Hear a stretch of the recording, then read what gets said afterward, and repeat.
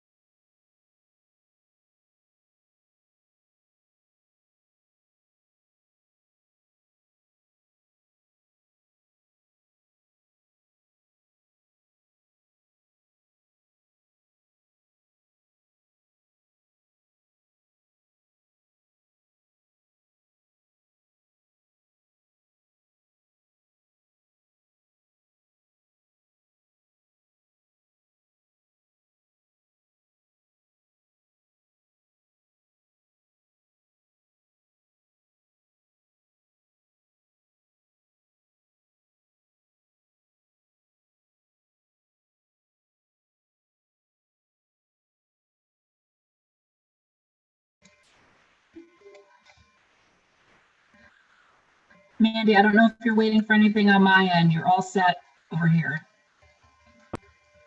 I'm actually waiting for Steve Shabbat. It's his meeting.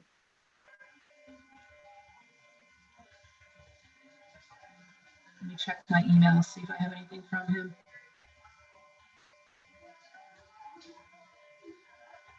I do not have anything.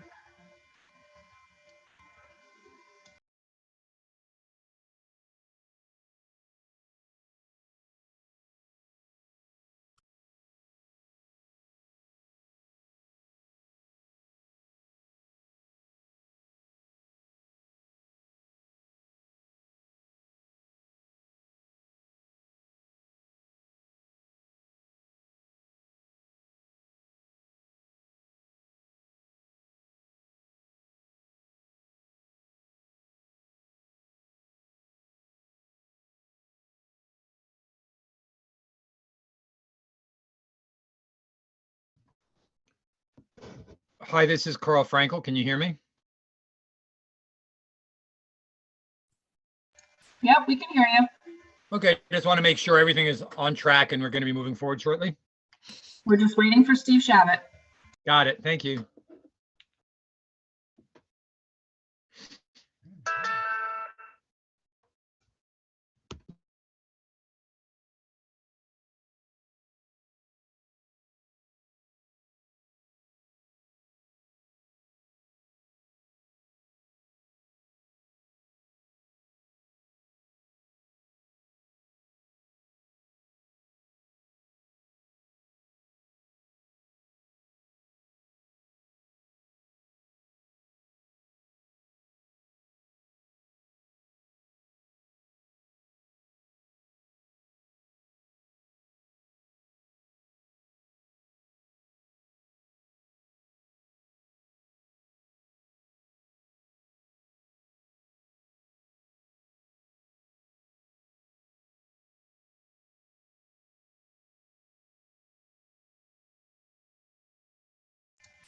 Steve just texted me. He's trying to log in.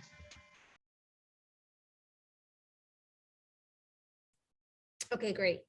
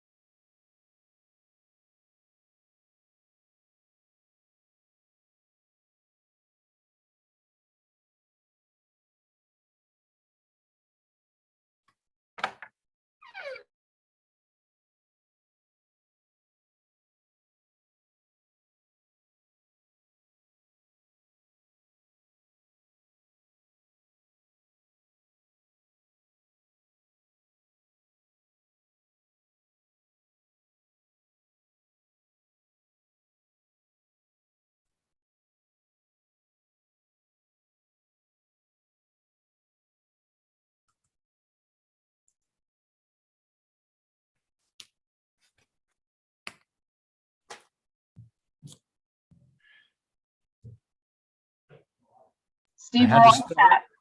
I had to start over. I don't know what was going on. It had me waiting for like 15 minutes. So I started over and I'm in.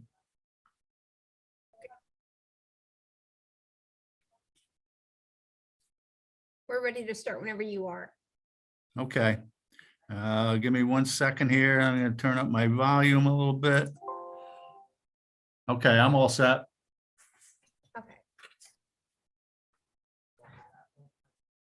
Before we get started with the speakers, I just want to give a brief overview on eligibility for matrix codes and national objectives so that you know what you're actually looking at and what you're supposed to be basing your thoughts and your decisions on.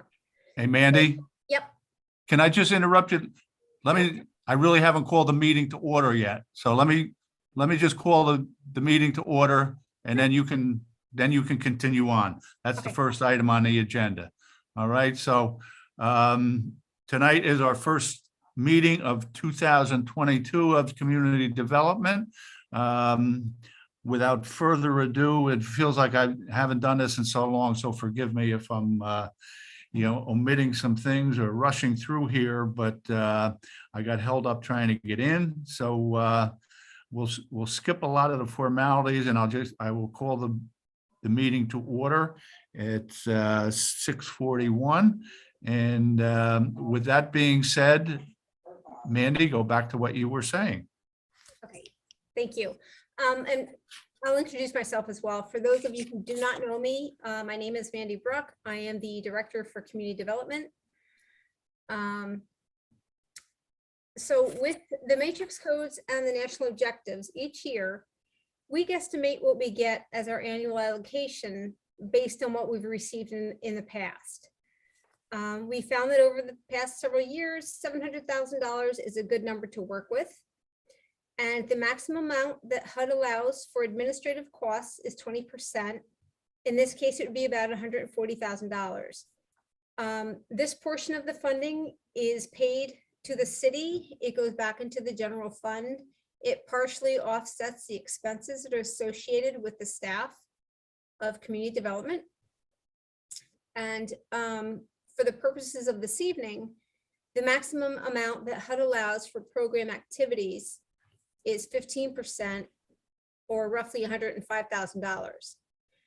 As you were able to see from the 19 applications that each of you received, the asks that came in were just over $409,000. So obviously we can't fund everybody, and there's a lot of tough decisions that need to be made.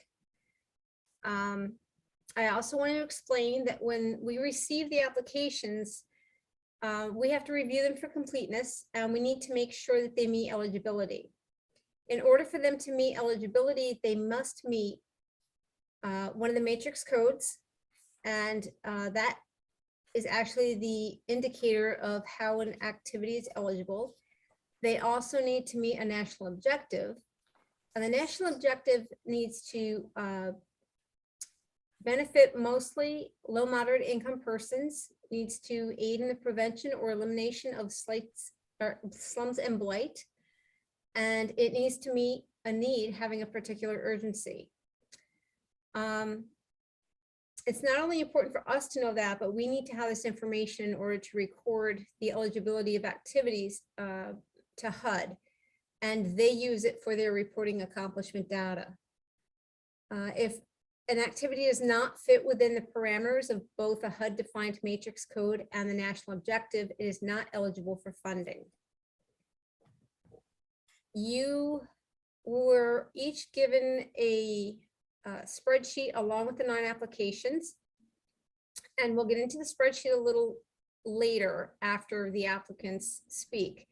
But for the purpose of this conversation, all but one of the applications have a matrix code. That's because we are unable to ascertain whether or not they're eligible. They have not responded to questions that the office staff has asked them. We've presented this to HUD. They too are not able to say if this is eligible or not. So we need to pinpoint some specifics from them. And I see that they are on here tonight. So hopefully we can get the answers to the questions that we have. With that being said, Elisa, if you don't mind, if Steve doesn't have any objections, if you could just go ahead and start with the list. Our first presenter is going to be Lindsay Timbrook. Hi, everyone. How are you? So I am here to discuss the request from Parks and Recreation. We have submitted 2 applications. One is for our after-school program, which takes place at the Rondout Center. and our summer camp program. The other is for park improvements, such as adding a water source to the fountain at Academy Green, along with several trash and recycling receptacles and benches throughout the various parks that fall within the LMI territory. For many of you who are not aware of our after-school programs, we have one that is that operates at the Rondout Neighborhood Center downtown. The Hodge Center is operated through Family of Woodstock, so they are submitting their own requests. But for the Rondout Neighborhood Center, we offer a variety of programs there with our kids. We assist with their academics after school. We provide meals with the assistance of Family of Woodstock and their kitchen staff. In normal times before COVID, we would go on field trips. This year, my staff have identified new programs that they want to do to include healthy recreation opportunities for the kids. The Ymca assists with bike club. One of the new programs this year is to hopefully offer a gardening program for the kids to learn how to garden and talk about a variety of vegetables, fruits, and things that they can plant with their own hands. I'm in the works of working with different yoga instructors, trying to just get the kids familiar with different types of recreation. So there's a lot that we do there. We serve a lot of kids. They depend on it, the families depend on it, and we feel very strongly that this program is probably one of our most crucial that we offer within the department. The other, like I said, is the benches and receptacles in a ton of our parks.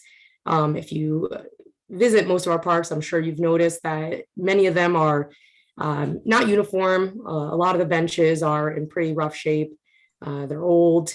We really want to try to replace as many as possible and kind of start keeping everything uniform. So it does look like all the parks belong to the same city and not just a random display of whatever we can find scraps of or try to piece together with our budget. So this funding would go a really long way for towards both of these applications. I'm sorry, I forgot to mention earlier, each applicant is going to get about 5 minutes to talk. They will be timed, but after they're done talking, this is the time for you to ask them questions if you have any. It's the only time that you're going to have an actual one-on-one question and answer. And let me just jump in here for a second for all you new folks. And there are a lot of new folks here. You know, this is your opportunity. You know, you can ask questions. There's really no bad questions. I mean, if you looked at the application or if you listen to what Lindsay says, if something jumps out at you that you want to ask about, you know, what's the benefit for our community, for our youth, you know, feel free to ask questions. Now is the time. Not that we're going to end it here. You know, you can always speak to these folks one-on-one if you prefer. But, you know, tonight is the first go round, and, you know, I know it's all new for a lot of you people. So, you know, when everybody speaks, you know, it's kind of nice to listen for a minute, but as they talk, you know, if you have questions, feel free to ask them. They don't mind. And, you know, it's a good time to clear up any questions that you have in your mind. Carl, you have a question? Yeah, well, it's a question with kind of an apology, because I know this is in the material that was submitted, but it would be great for my ability to process these many applications if the speakers would say what the ask is for, how much money is there. So I can just put a note as I take notes and know if it's $3,000 or $30,000. That would help me as I process this. Sure. So for the after school program and summer camp program, the amount requested is $22,340. And I just want to point out that the parks improvements expenses are in that application, but that the $22,000 that I just mentioned is in the 2022 budget. It's on page 143 under accounts receivable for the Rondout Neighborhood Center. And the amount for the parks improvements is 155,000. 155000. Yes.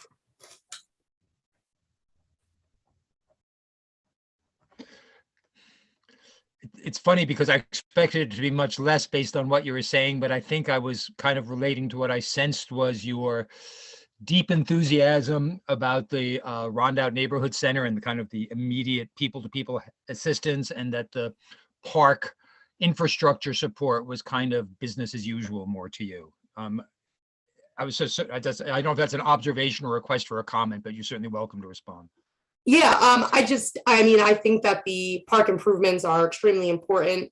I think that a lot of people just don't really know what we do at the Rondout Neighborhood Center. And so I just want to make sure that I give that as much attention as possible, because I do think it's important to highlight. Whereas I feel like the park improvements, if you go to any of the parks, it's very clear to see that the materials that I'm speaking about are in serious need of repair.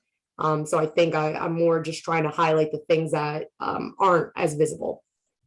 Are there backup sources for the 155K if it were turned down here? We mostly just take these things out of our budget as we can. I will say that in my research, just trying to get cost estimates, the receptacles and benches are quite expensive. The other piece of this, though, is the water hookup at Academy Green. That's estimated to be about $20,000 in itself. Right now, we rely on the Academy Green Committee. They have volunteers that help out with the water at that location, but it's not really feasible. One of the volunteers, kind of relies on various hoses, and has to run it about 60 feet. And so if we have water that is hooked up to the fountain, we don't have to have that burden on a volunteer. Although I don't know if he considers it a burden, but I do think that this is something that the city should be working with as a strong partner. Thank you. Okay, just an FYI, and this is not meant to scold anybody, and maybe you didn't see it, but everybody got a nice spreadsheet that was sent out. It has the names of the organizations on, and it does have the ask amount right on there. Okay, I don't mind if the presenter wants to say what they're asking for brevity. That's no problem, but it is in there, just to let you know. Okay, anything further, Carl?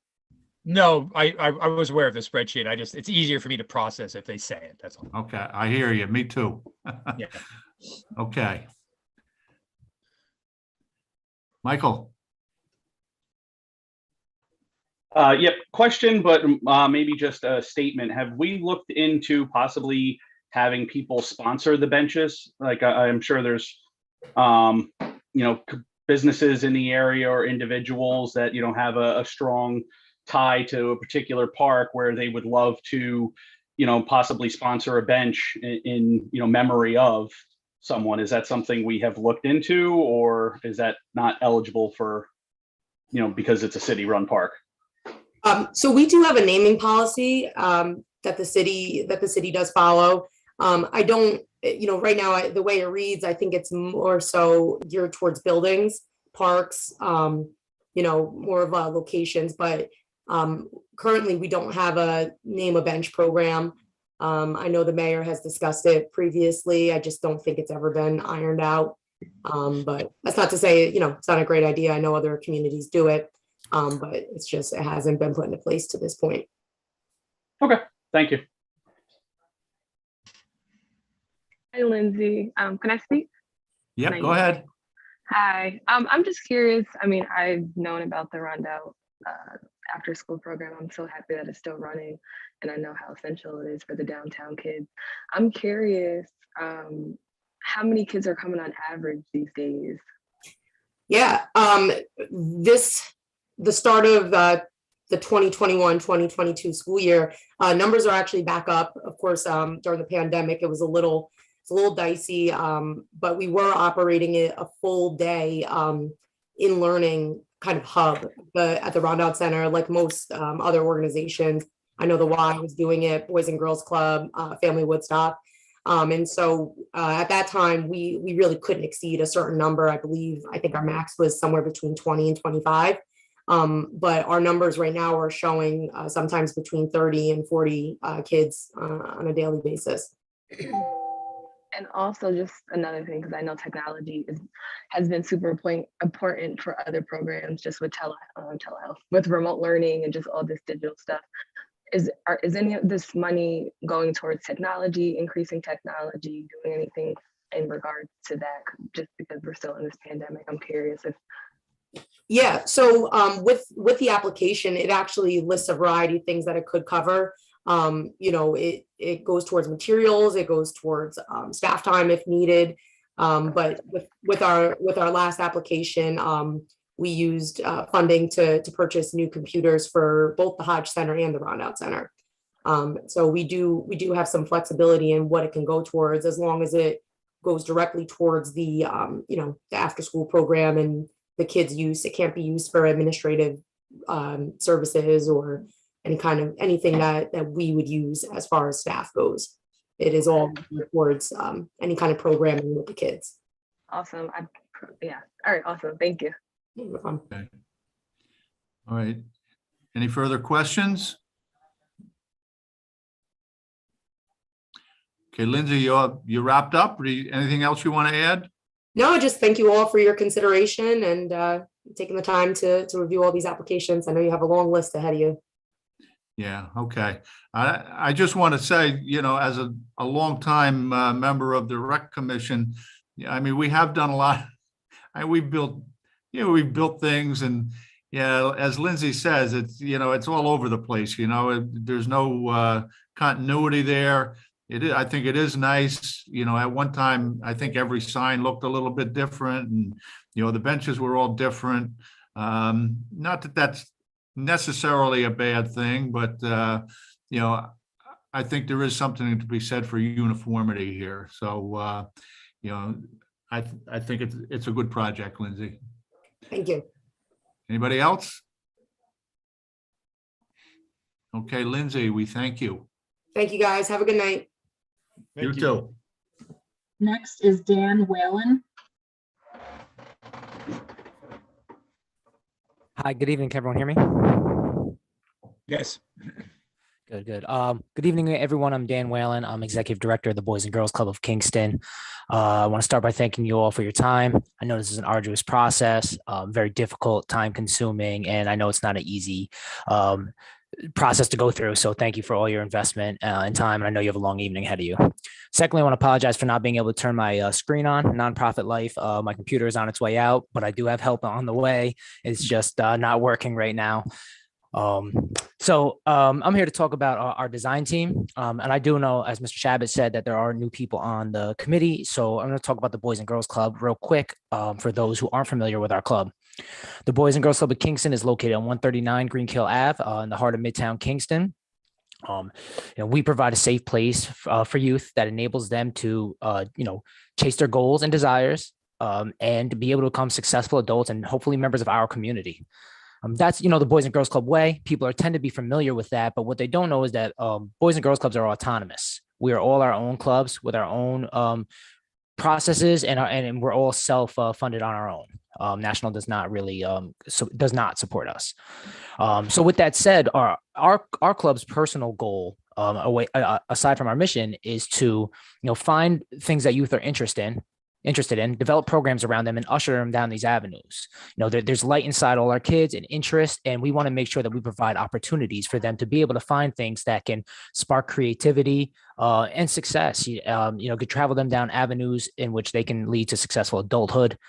Our youth are talented at the Boys and Girls Club.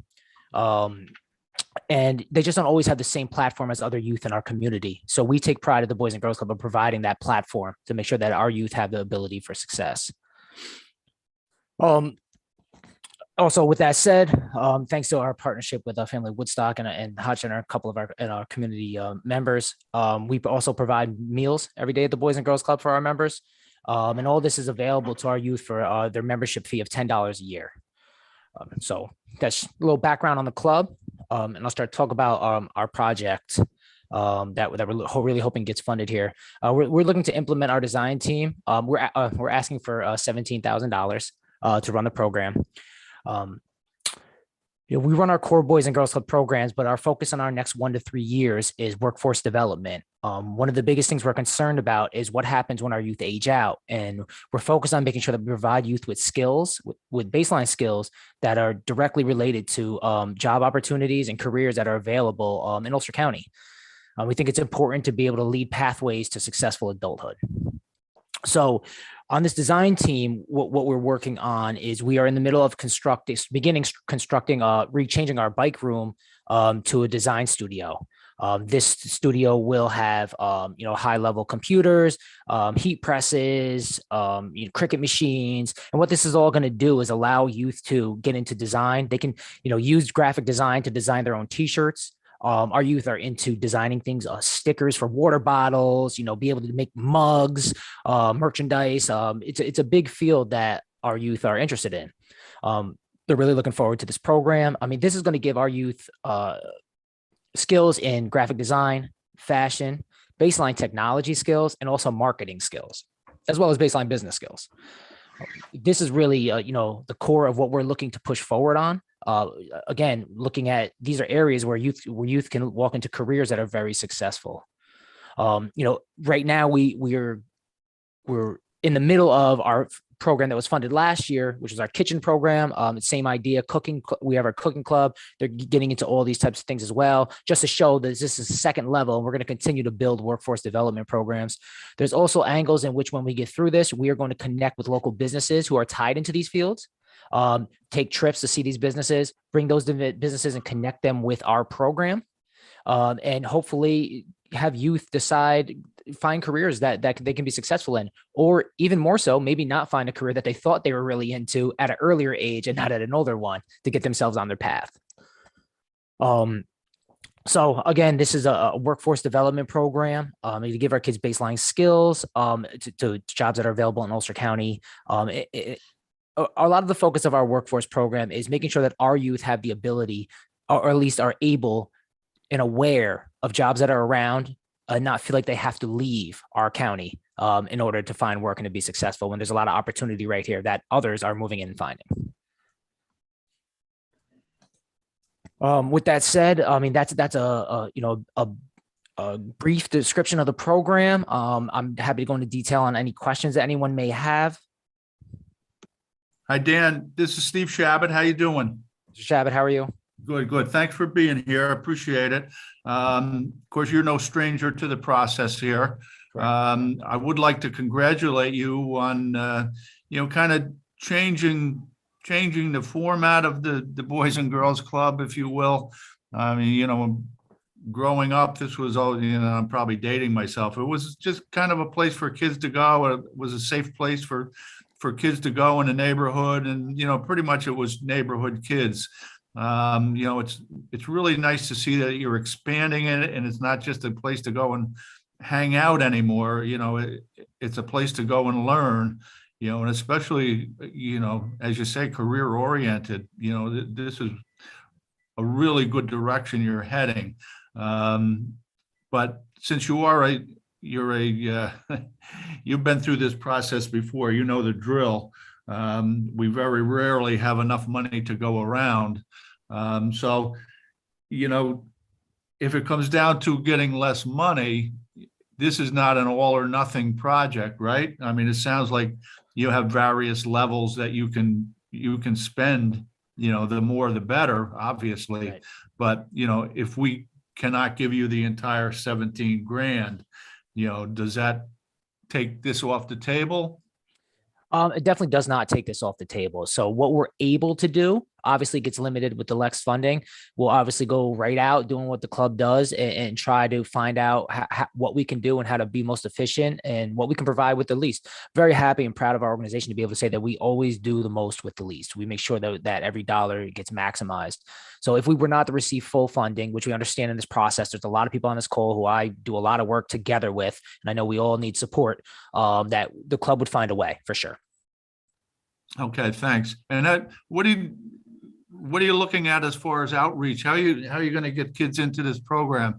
Is it just going to be word of mouth around the club, or do you go to the high school and talk to guidance counselors, things like that? Just, I mean, you don't have to go crazy with the details, but just a little bit about how you plan to get word about this program out.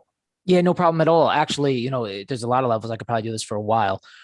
This program, our kids are very into. So what we have a cricket machine in house, and we've been designing bottles and T-shirts, and the kids are so into it.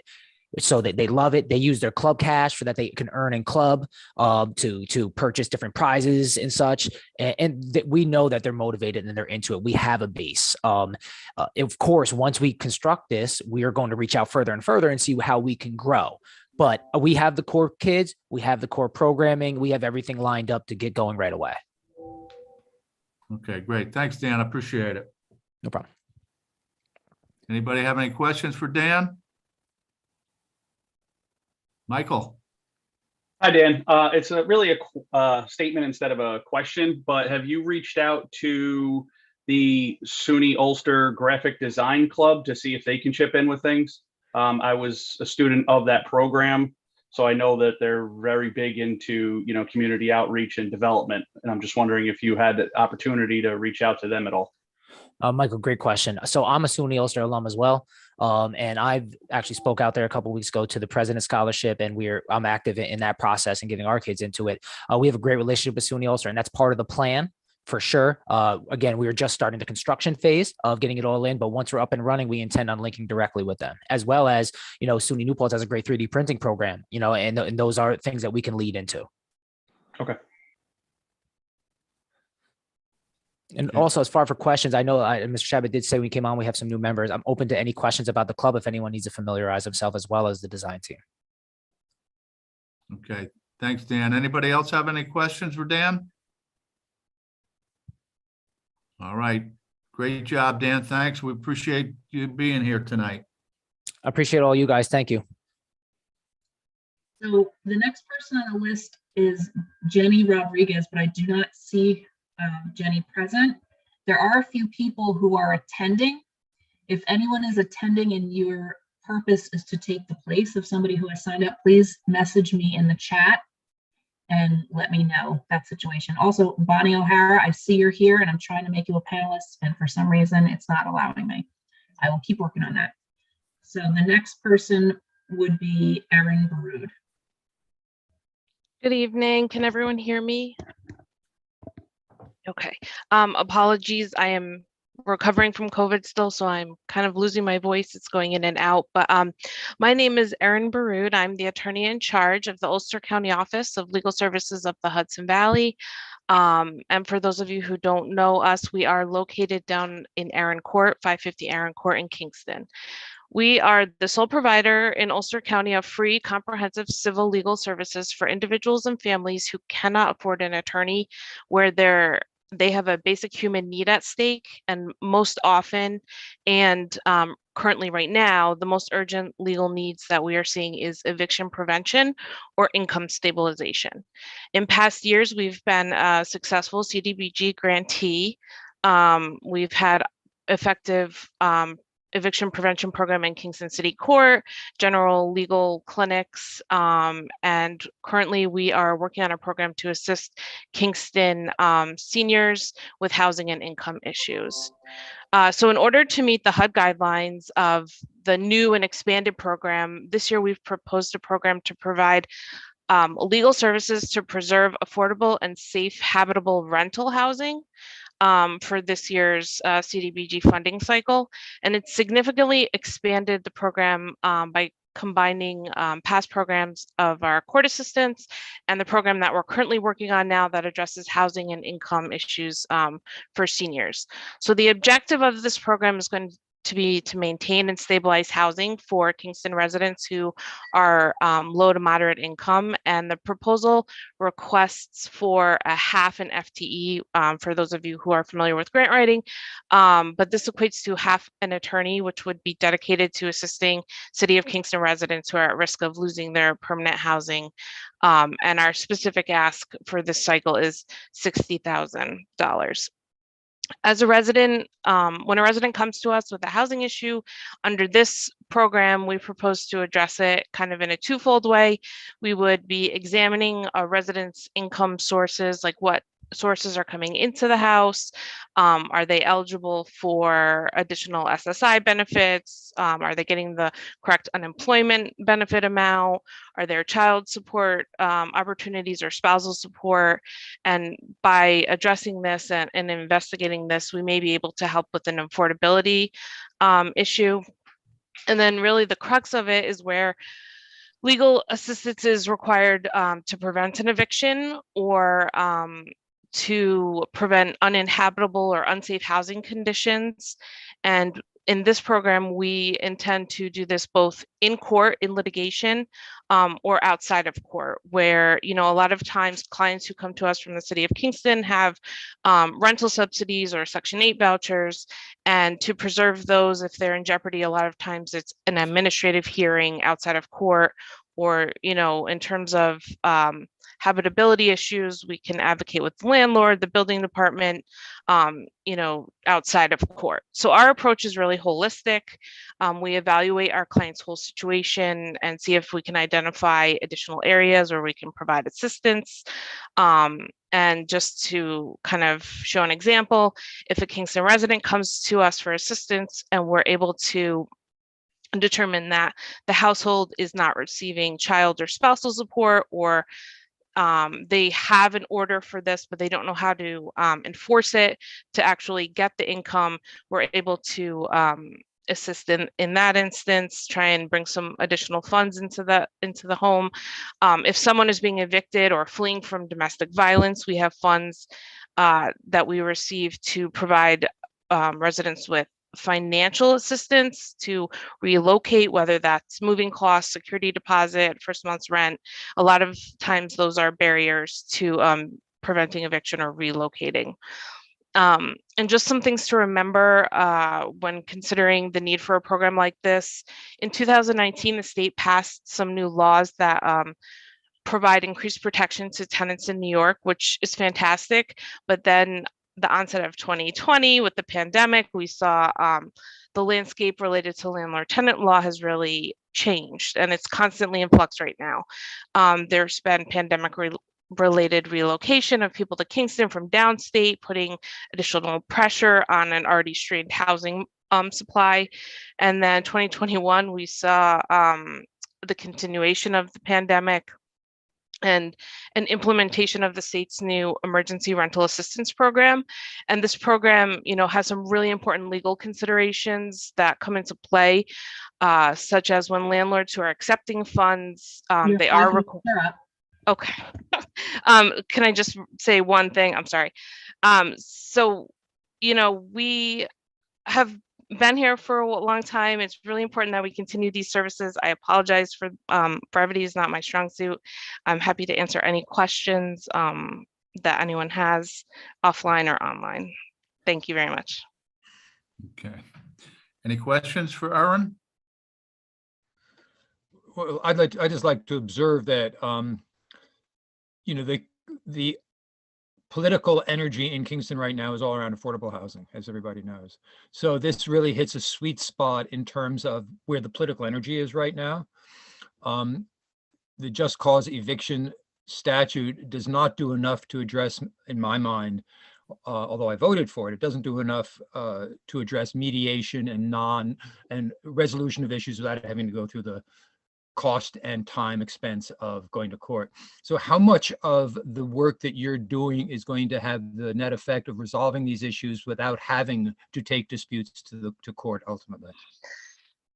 So it's really hard to predict because when we get clients in, they can come to us in any stage of this. We get clients come to us with lease renewal issues, and we can walk them through that. But we also get clients who are on the opposite side of that spectrum, who've been illegally locked out, and we have to, get into court to try and get them back in possession of a property. So it's really hard to pinpoint a percentage, but our goal is really always to stave off court just the resource issue, the court's resources, the county's resources. We don't want people to be evicted and be put into this homeless shelter situation, because that costs taxpayers money as well.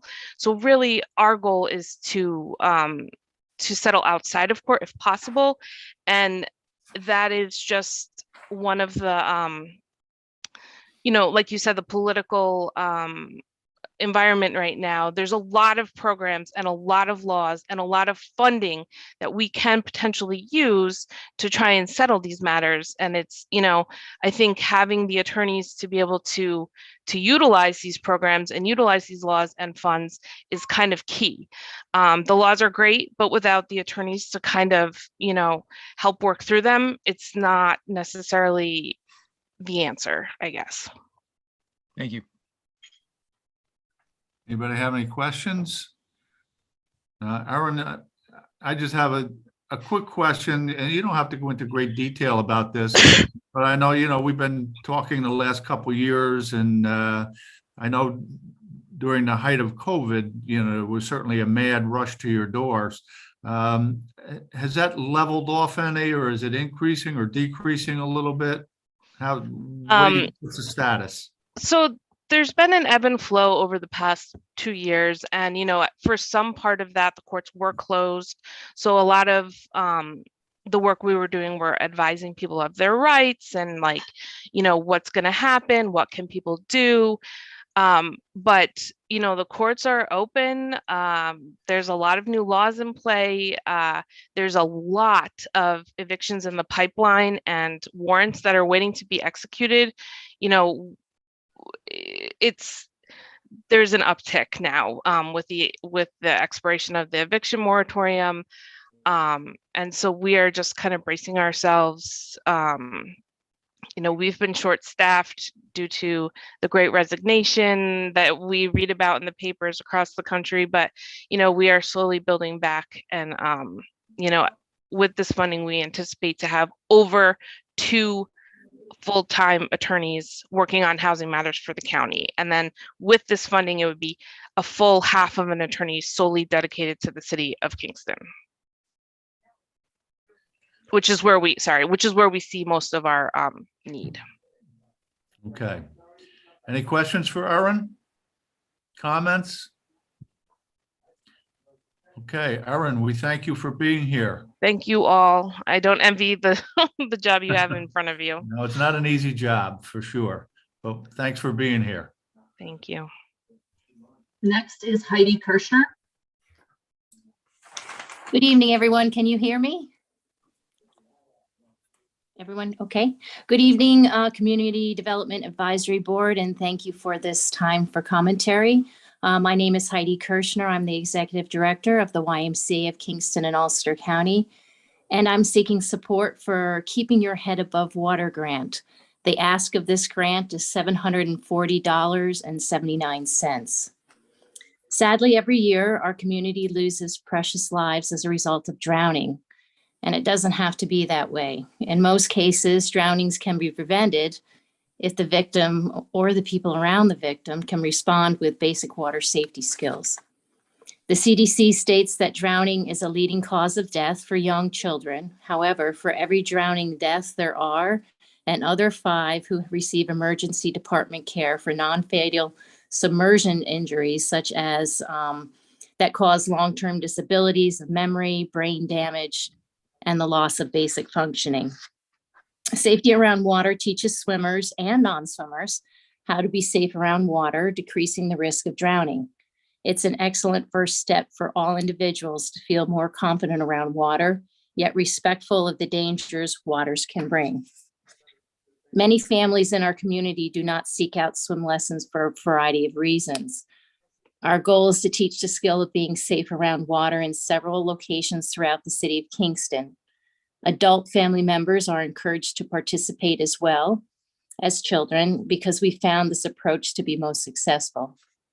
We hope that non-swimmers will then seek swim instruction as a result of this training. The Y will run 8 one-hour sessions at community locations throughout the city. We've identified several, such as the Boys and Girls Club, the Hodge Center, Kingston Library, Rondout Neighborhood Center, the YW, A.J. William Myers African Roots Center, the Y. We could do the Rondout Center. All of these we've had communications with previously. And our goal is to serve at least 150 individuals. The Y is known globally and locally for water safety and swimming lessons. So this grant is really truly aligned with what we do. In 2021 and this year, 2022, the Y is partnering with the Kingston City School District to provide swim lessons to every child in every elementary school in the district. This CDBG grant mindfully complements those initiatives to further reach into our community, especially those families of color who have historically been forbidden or excluded from using waterways. RY has diverse certified staff to perform this training. Our long-term goal is to expunge drowning in the Kingston community.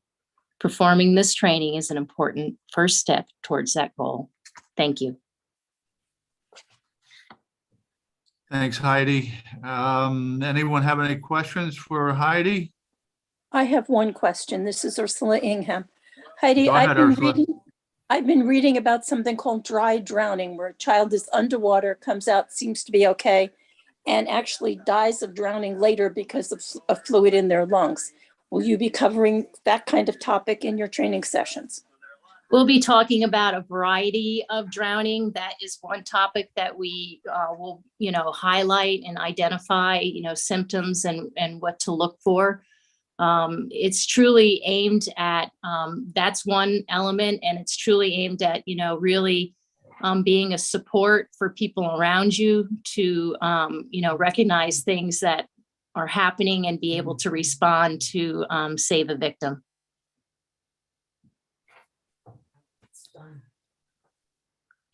Okay, anyone have any questions? Heidi, this is Steve Shabbat. Thanks for being here. I think you actually every question I had, I think you answered. The only thing I want to be clear, and I want everybody to be clear on this, you do not have to be a member of the Y to be a part of this program, right? Absolutely not. We're actually going to these facilities to perform the training. So this is dry land training, and that's our best way of getting out to reach the populations that we want to reach and, provide this training to. Okay, thank you. Thanks. Anyone have any questions? Okay, Heidi, we All thank right. you for being here. All right. Thank you so much. Thanks. All right, have a good night. Next is Lisa Klein. Hi, everybody. Thank you very much to the panel for this forum. I appreciate it. And it's a real honor to be here with so many local, very, very worthwhile organizations. I just want to give you a little background, and then Jody's going to talk a little bit about our sailing school. The museum, if you don't know, has been here for over 40 years in Kingston, and we work to preserve and interpret the maritime history of the Hudson River that includes its tributaries and related industries. And over the past 10 years, we've really been focusing a lot on water education and also hands-on education with buildings. So we have now a boat school, a sailing school, a rowing school, and we also have a tour boat.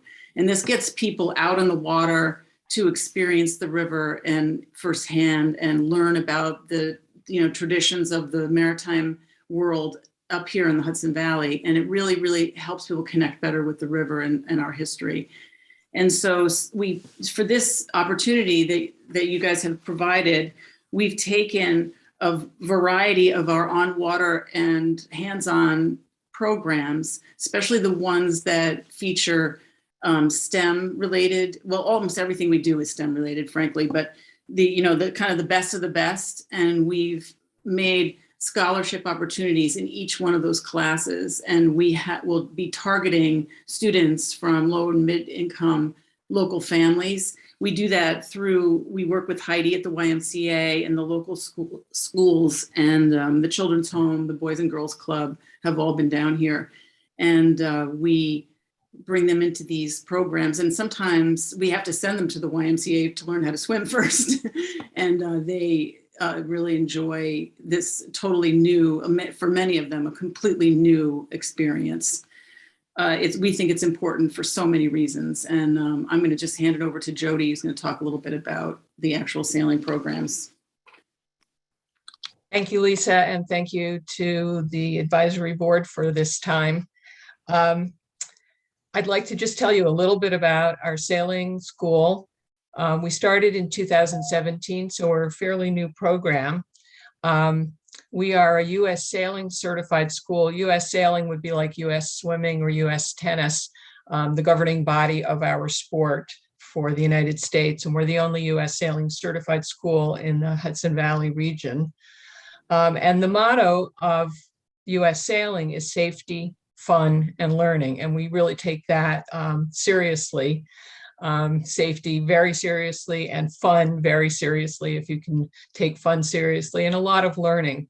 As Lisa mentioned, all of our sailing classes present STEM concepts, and we have a new class this year that is especially focused on STEM. And again, the curriculum is through U.S. Sailing. It's called Reach STEM. It's a great program. In general, so it's not to take too much time, I just want to talk a little bit about the value of learning sailing and what it gives to people. First, there's the health and fitness benefits. There is a lot of overcoming of challenges and therefore building self-confidence and independence. There's a lot of teamwork. There's a lot of learning to work with others. So there are tremendous personal growth that is possible through learning to sail, as well as a lot of academic learning, a lot of STEM concepts and hands-on activities. So a lot of times we'll see a kid who develops a spark, and we can then nurture them to move into a direction that will lead them really productive places toward adulthood. And I'd like to open it up for any questions. Anyone have any questions? Okay. I mean, I'd just like to, this is going to be a kind of a common theme for the night. I would like to thank you for being here, and I'd like to thank the Maritime Center for, being such a positive part of, especially downtown. It's been incredible, what's gone on down there since you guys took that building over. And I just want to thank you for that. You're listening to everything that's going on here. You guys have been part of this process before. In all likelihood, probably you're not going to get everything you ask for. How detrimental is that going to be for you? Can you still run a program, with less, or you have a plan B, for coming up with the rest of the money? Yes, so we've asked for 39 scholarships for a variety of different programs. And if we are not able to get all 39, we certainly would be grateful for whichever ones we're able to get, and we'll continue to reach out to other organizations and attempt to, find the remaining funds. Okay, thank you for your candor. Anyone else have any questions? Comments? Okay, Lisa and Jody, we appreciate you being here. Thank you. All right, Thank you very thanks. much. Have a good night. Stephanie Cresser is next. Can you hear me? Making sure. Okay. My name is Stephanie Cresser. I am the founder and director of Mentor Me of Ulster County. Mentor Me matches at-risk youth with inspiring mentors focused on whole person wellness and supportive relationships. Mentor Me creates safe, stable, nurturing relationships and engagement opportunities. We break the generation cycles of trauma, chronic absenteeism, abuse, and poverty while cultivating resilience, empowering families, preventing and reducing the effects of adverse childhood experiences, and we promote hope. So Mentor Me was formed because of the loss of big brothers, big sisters. We are evidence-based practice where we do almost the same thing as big brothers, big sisters, but we have grown so much just since March of 2021. We have now enrolled 110 mentees and over 70 mentors. And these are community members that are wanting to be engaged with our children, and they all volunteer. So it's so important that we stay up and running so that these community members on a volunteer basis can engage with our youth. The really great thing about Mentor Me is we are the missing link. We connect at-risk youth, especially 85% of our mentees are in Midtown Kingston. We connect them to programs, whatever they want to try. We have them in sailing, the wooden boat school, gymnastics, parkour, camp, karate. All of our kids and mentors get YMCA memberships. We pay for that. We have gone to the Y, we've taught them yoga, mindfulness, and we go to the Y, swimming. We've got volunteer swim instructors. So the money that will be used is to have a director that will be paid to help recruit mentors, enroll mentees. We do background checks, reference checks. We also make My Sleepers. They were invented by me. We hand out a My Sleeper. It's a portable backpack bed to every child in Ulster County that needs one. To date, we have handed out over 112 My Sleepers. My Sleepers allow homeless children to never be without a bed. We have community businesses that offer to decorate them and pay us to decorate them and do it as a team building event. We have Sponsor a Child, which helps with our sustainability, where community members can sponsor a child. We receive donations from Ulster Savings Bank, Wallkill Federal Savings and Loan, Mid-Hudson Valley Credit Union. These are all community members and businesses that really have come to us and said, we believe in your mission. We see that you're doing great work.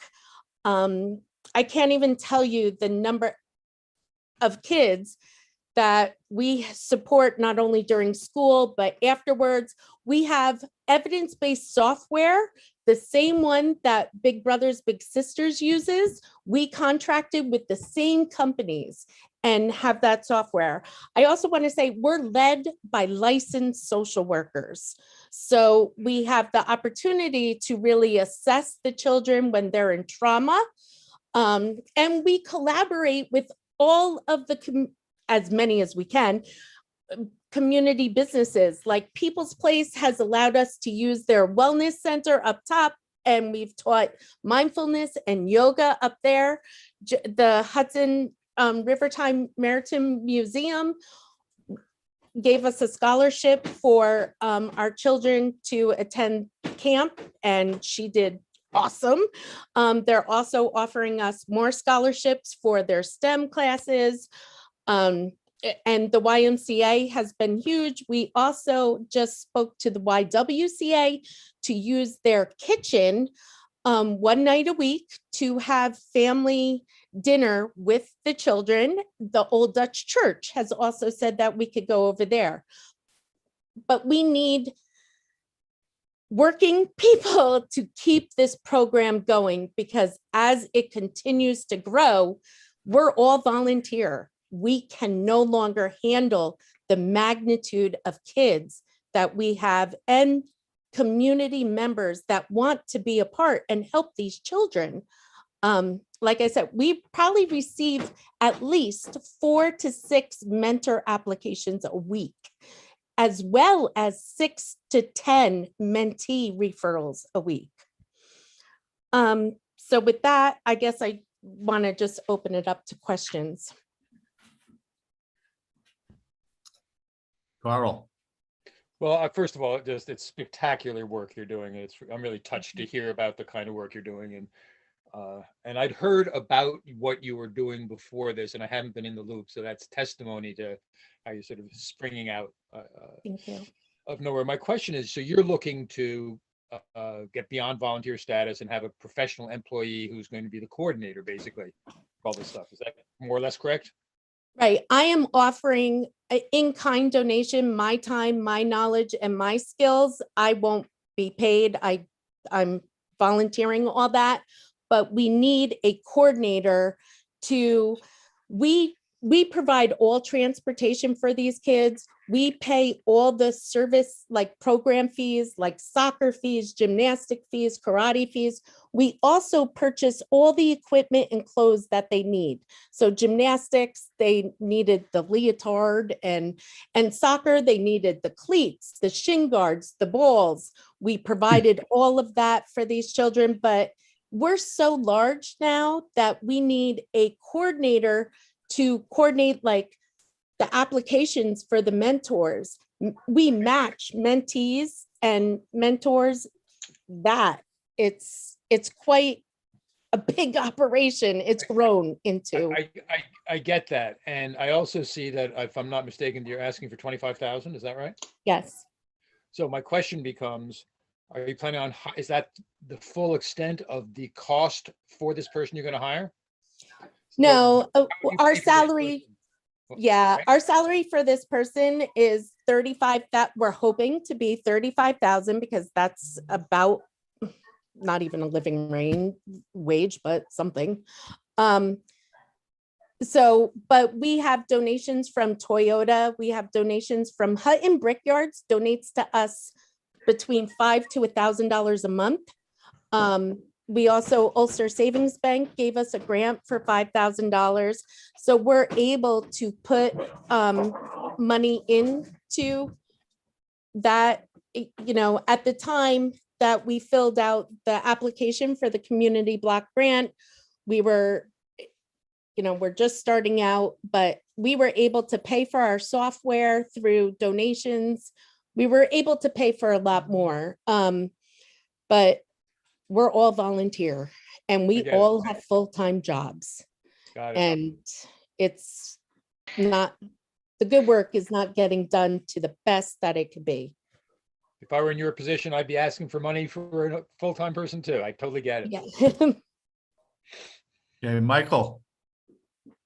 Hi. So as someone who's met with Stephanie before, I have actually quote unquote adopted a child, and I've donated a couple times to a couple of her fundraisers.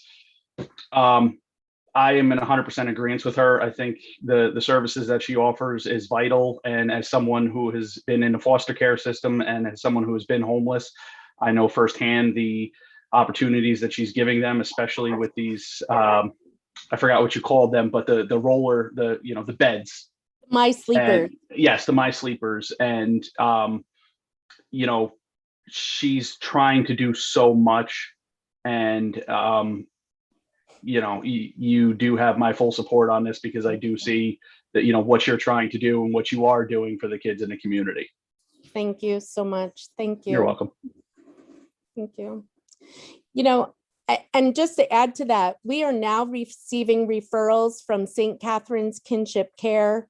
We are receiving referrals from Nexus, which is a children's coordinated service therapeutic program. They just wrote us a lovely email of how great this supportive relationship has and what it's meant for their children, who now have that big brother, big sister in their life that they didn't necessarily have before.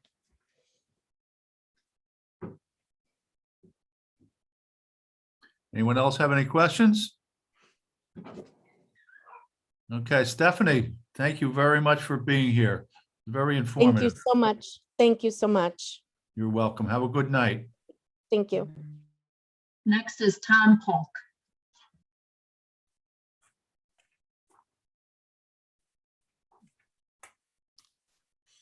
Good evening, everybody.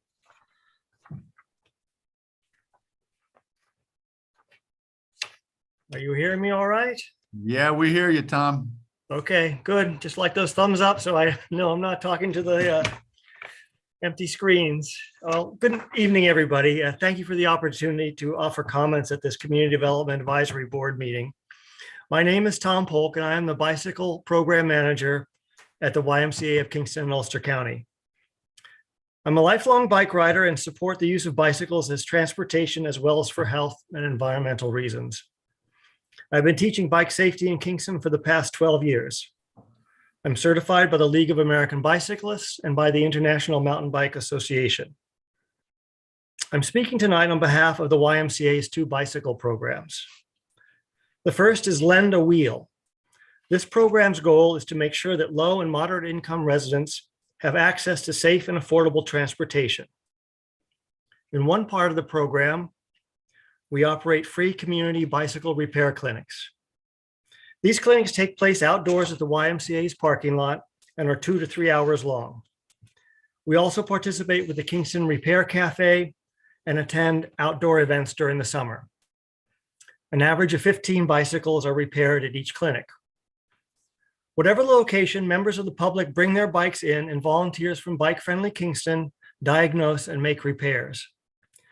If the bike needs more expert help, we refer people to one of the local bike shops. The Y also provides safety gear, such as helmets, lights, and locks. In 2022, we hope to expand the number of clinics from 4 per year to 9. The Lend a Wheel program also includes our bicycle recycling effort. We start with old bikes that have been donated to the Y. We repair them and make sure they're safe to ride. These bikes are then recycled to members of the community who need basic transportation. These are folks who might not have a car or a driver's license or may not be able to afford bus or taxi fare to get to work, to shop, or for medical appointments. Recipients are also offered a helmet, bike lock, and lights. The second program we are seeking support focuses on youth safety education.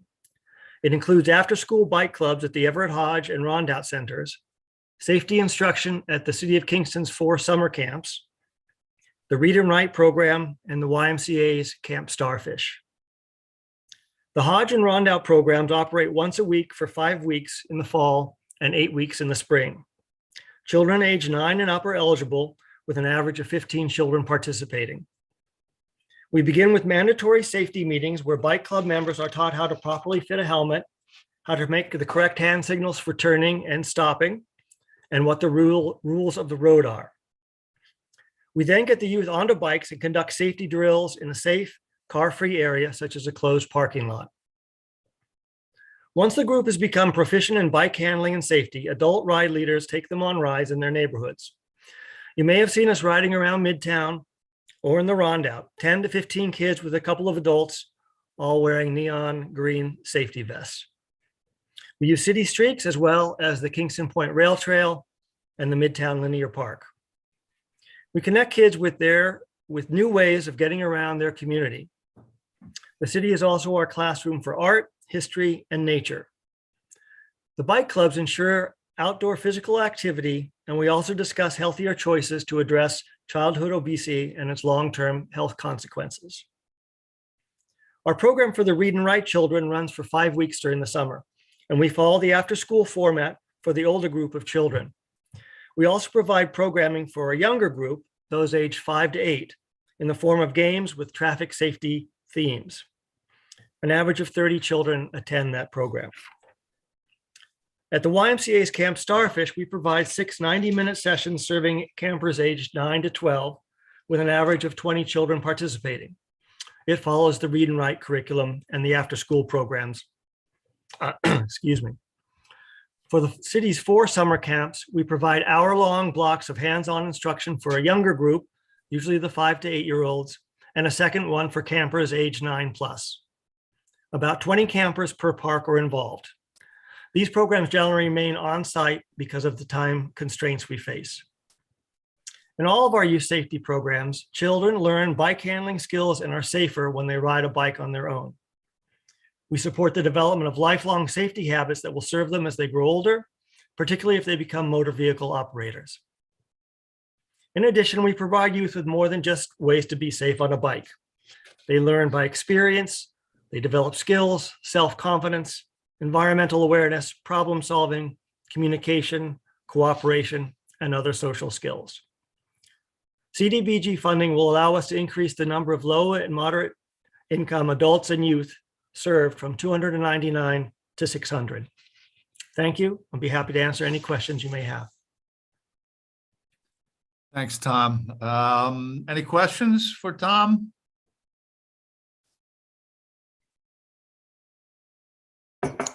I'm going to repeat one of my questions that was already put out there. I'm just going to give you my perspective on this. I got to know Tom quite a few years ago when the company I worked with, we used to do bike rodeos, and Tom got involved. That's how I originally met Tom. And I think Tom and I both had black hair back in those days. But, we won't go there. Nope. But anyway, Tom is very knowledgeable, and he's been at this for quite a while. And I think the city's direction now, is really all about biking, and it depends on who you listen to, whether it's a good or a bad thing. But this is probably as relevant as this program has ever been. So anyway, but I guess those are my comments. My question is, again, you do not have to be a Y member to be in on these programs, right? Correct. Absolutely correct. Okay. All right. Just want to make that clear. I didn't think things had changed any. Okay. Does anybody have any questions for Tom? Okay, Tom, we appreciate you being here.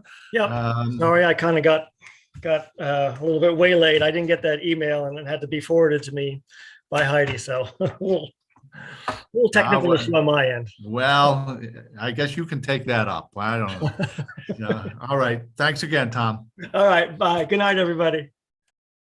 So next on the list is Michael Berg from Family, but he is not present. So we're going to move on to Christine Hine.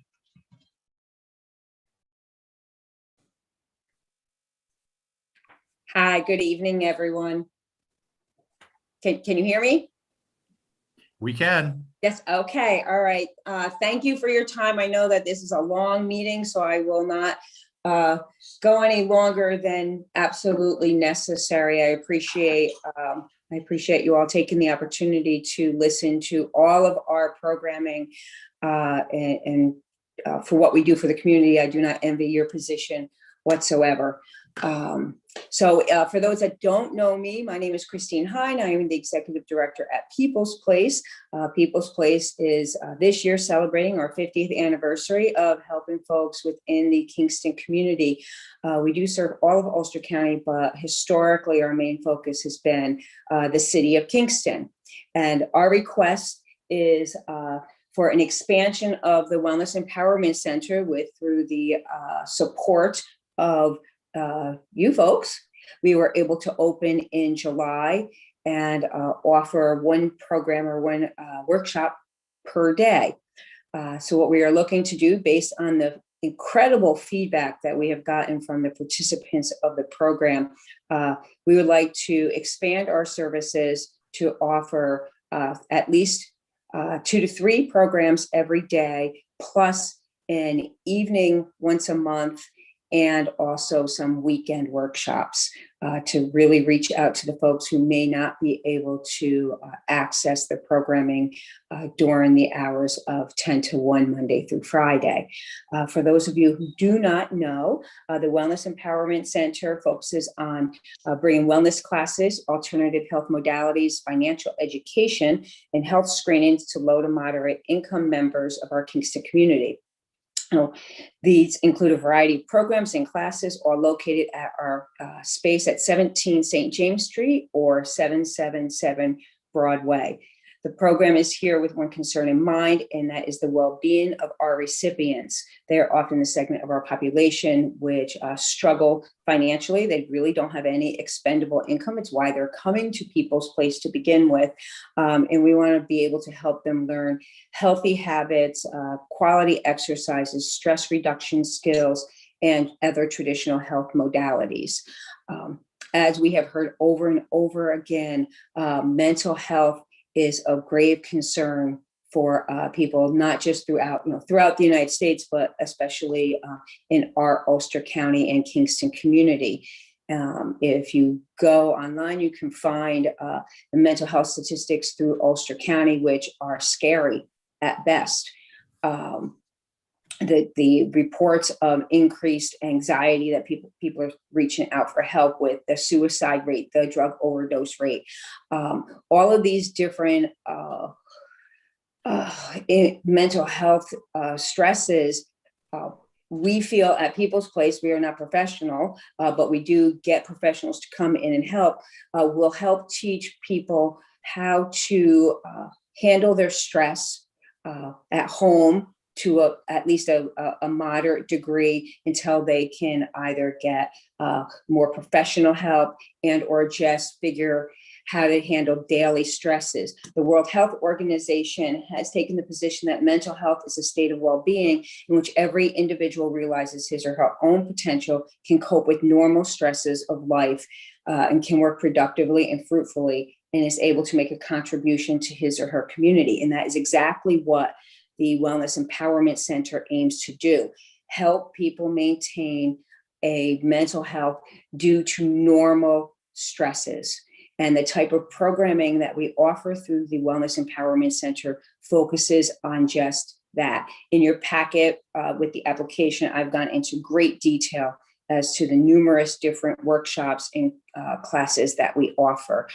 I think that the biggest thing with this, and as I said at the top of this, and I think every single person who spoke today have said they don't envy you in making this decision because there are a lot of needy programs.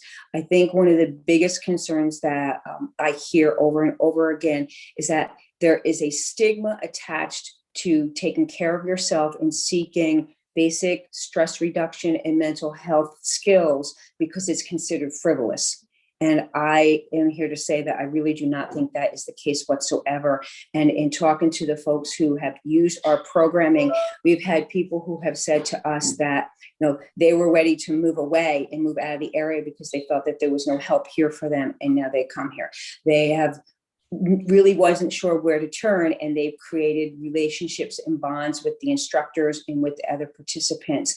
I think that that really enhances the quality of their life and the quality of the life for all the residents in the city, because if we're all healthy, then we're going to make a better community for everyone. So I'm going to open the floor for questions because I'm at 5 minutes. Wow, nice for you to self-audit there. Very nice. Well, thanks for being here with us, Christine. I just want to say, just a comment. I know when you pitched this idea to us for the first time, I was kind of a little skeptical, that people were not going to take advantage of this. And quite honestly, I didn't know what the advantages were. But, since that time, I've really heard a lot of really positive stories about this. Admittedly, it was a different direction from what you guys have been doing over there. So, we applaud you for, trying something new. And that something new seems to be working out pretty well. Of course, we do have that, as you said, that unenviable task of, whittling down these numbers. So should you get whittled down, what kind of impact is this going to have on you? I guess it would depend on how much the whittling is. Yes, it will. What this funding will do for us is help us continue to offer the programming that we have been offering, and we hope to expand upon that. We have done phenomenally well at getting individuals, professionals, to donate their time to us. So really our overhead is paying a person to be there. If you've been there, her name is Fatima Dean. She's a phenomenal community individual who lives within the city of Kingston, who coordinates all of this. She's always reaching out and looking for folks who will come and teach the classes and the seminars. And that all takes time. She's there to welcome everyone. She's there to coordinate it, to make sure that it's a functioning environment and that people can sign up and register. And especially with COVID, that we follow all of the guidelines. So if the funding gets whittled down, then the amount of services that we're able to offer gets whittled down. But we're going to keep moving forward, and it just won't be that we'll be able to expand for evening hours or for weekend hours, or maybe cut down some of the daytime hours to make something at another time. But it is extremely hard for us to find funding to cover this type of outreach, because oftentimes many people consider it frivolous and not necessary. And I truly feel it is extremely short-sighted. You mentioned this is something outside of what would be considered our wheelhouse. And at first glance, I think that people would agree. But if you really dive deeper into what the mission of People's Place is, this is actually the link that has connected all of our programming together, because this helps create a whole individual and continues to treat our individuals with the dignity that they deserve. Okay, thanks very much, Christine. Carl. Couple of quick comment and a question. I'm sure it's in your back material, but are you also treating healthy eating, because healthy diet and nutrition is so intimately related with mental health, right? Yes, that's Tasty Tuesdays. So on Tuesdays, we focus on nutritional health. And just to give you an idea, Carl, of how many folks that we reach, when we're in full swing with that in the spring, summer, and fall months, we reach about 150 people per day through Tasty Tuesdays in the Wellness Empowerment Center, through education of different food options, how to cook different foods. We've partnered with the Culinary Institute of America. We've partnered with other local chefs. We've also had nutritionalists and dietitians come and speak to individuals about healthy eating. What we hope to do in the future is create cooking classes as well. As Stephanie mentioned earlier, we partner with other not-for-profits. The Mentor Me Kids came several times. We provided them with a space to do some meditation, and also we provided food for them. We are partnering with Kingston Library for Black History Month. We're doing some readings and some classes at the Wellness Empowerment Center. So we're really trying to make this a community outreach project where many different not-for-profits are coming to the Wellness Center and sort of all working together, because I think when we all unite, we're going to be a stronger, better community. Just for what it's worth, I don't think it's a frivolous activity in the slightest. I think it's an essential use of funds. So you were preaching to the choir on that one. And the last thing I want to say is that please say hello to Fatima for me. She's one of my favorite people in the world. She's so phenomenal, and we're really lucky to have her. Please say hi. We've known each other for many years. I will. Thanks, Carl. That was a great question. I'm glad you asked that. Ursula. Are you finding an increased need following the COVID, with the kids having been out of school and everybody homeschooling and all of that? I keep reading that anxiety levels are much higher. Has that impacted your use? The fact that anxiety levels are so much higher is actually where we started this from. We did a lot of research on what was missing, and a free center for folks to go to get free help in learning how to handle some stresses, because stress is through the roof and anxiety is through the roof. We've done some really interesting classes, tap-in and journaling, to help people figure out how to manage their stress. And to answer your question, Ursula, though the community Empowerment Center, the Wellness Empowerment Center doesn't really have many children. It's not child focused. It's more adult focused. We have an enormous amount of seniors who come to use our services who really feel like they don't have any place else to go. Now, that may not necessarily be true, but I think what it shows is that they don't know where to go. And there may not be a lot of free services of this type for them to go to. We do get parents who come in really to handle, just to have a little bit of time to be able to talk to other people, to learn some skills that they can take home to practice. Even if it's going and locking yourself in the bathroom when somebody's knocking on the door, to practice the breathing exercises that we teach. All these things are important skills that really have become a community asset. Thank you, Christine. You can correct me if I'm wrong, but didn't you first bring this idea up during COVID, wasn't it? Yes, that's what sparked that's what sparked all of that's what sparked the research. The research was coming up because of the high stress and anxiety levels that were being reported all across the country. And when we delved into this, the mental health of the union, and what was being found in the studies that were being shown, before we even decided to do this, we did surveys of the individuals who come and use our services at People's Place. And from those surveys is where the Wellness and Empowerment Center was born, because that's where we saw where there was a need. Okay, does anyone have any further questions? Well, Christine, we appreciate you being here once again with us. Thanks for all your information. Thank you. Last chance. Okay. Thanks, Christine. Have a good night. Thank you so much. Thank you for your time. Next is Laura Giordano.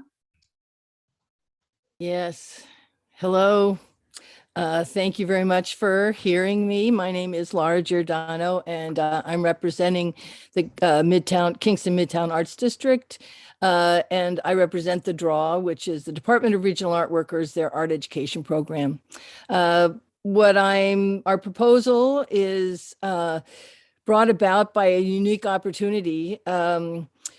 One of Kingston legacy, and that's Ben Wigfald.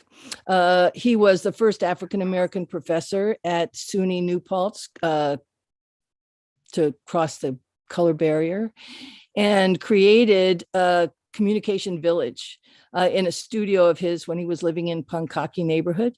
And he is being celebrated by a retrospective and at the SUNY New Paltz Dorsky Museum starting in late August of 2022.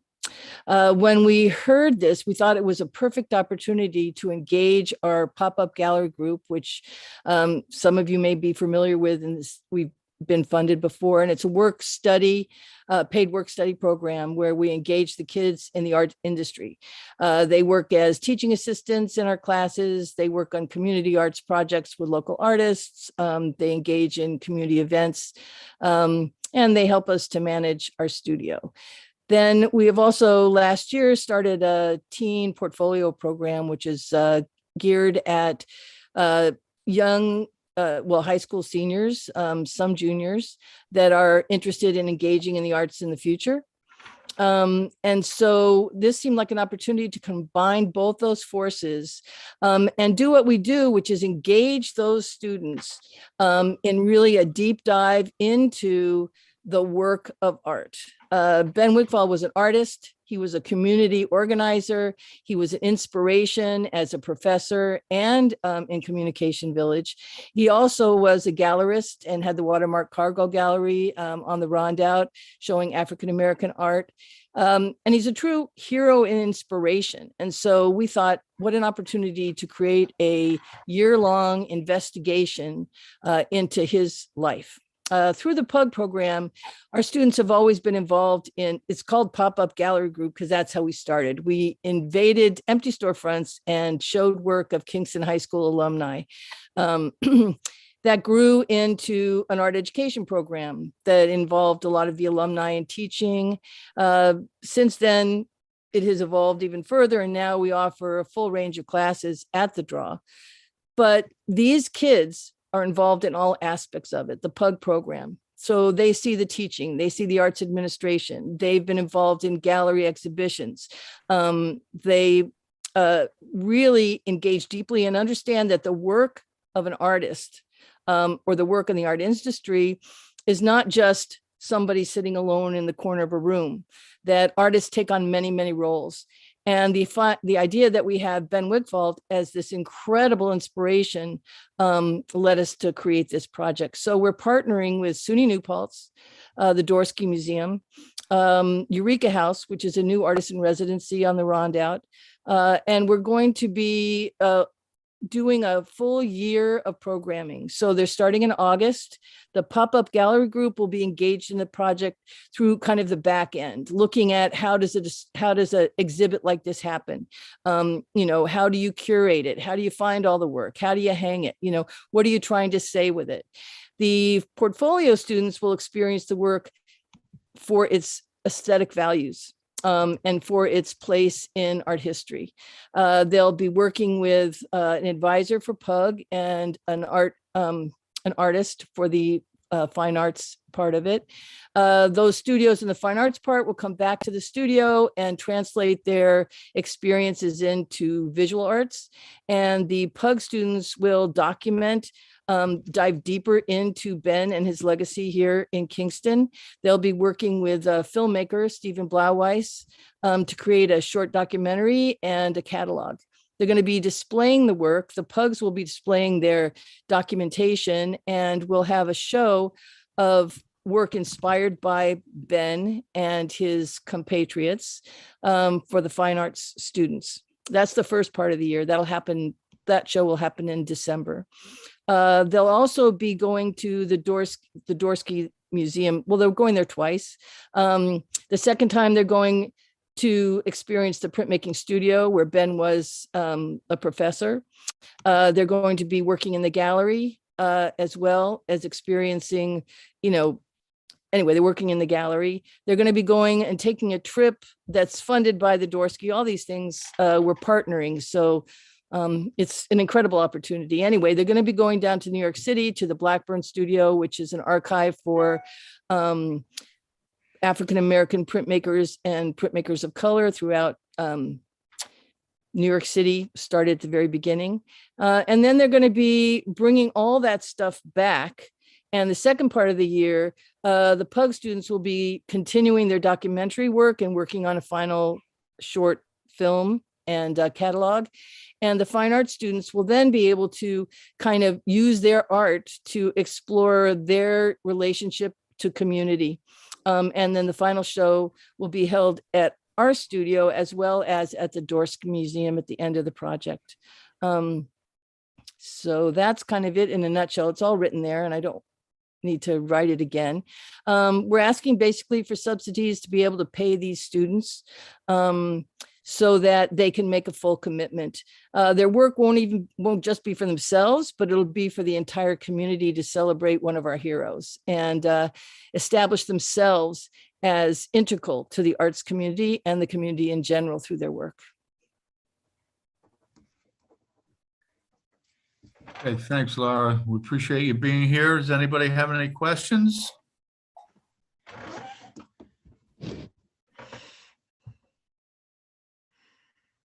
Okay, I guess you're off the hook. That was pretty easy. I don't know if that's good or bad, but I thank you very much for your work and, you know, keeping the city going and creative. Thanks so much. Thanks very much for being here. You bet. Take care. Next is Tom Cathcart.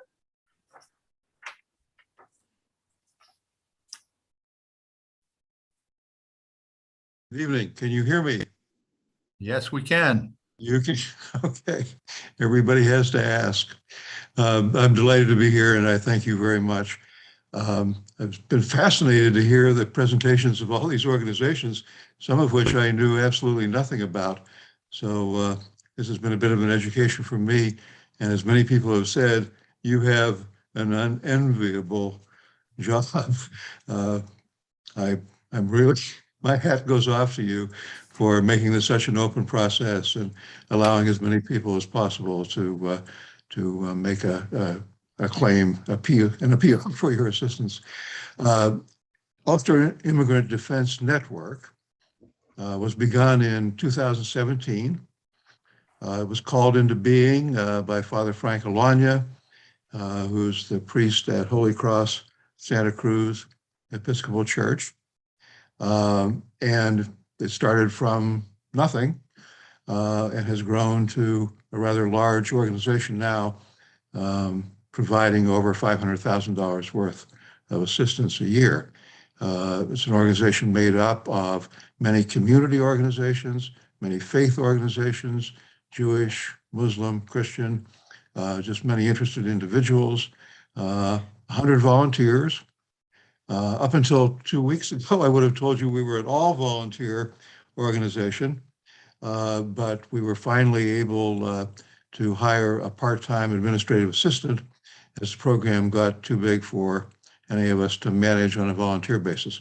So with the exception of this part-time person who's been on board for 2 weeks, we're an all-volunteer organization. Our mission is to assist the immigrant families in Ulster County, mostly Kingston, with basic needs. And this is regardless of their immigration status. We don't ask, we never will ask. But it's items like rental assistance, food, those are the two big ones, transportation. Many of them have to appear at ICE hearings, which are usually in New York City. They have no means of getting there and they don't know the way around the city. So transportation is a big item.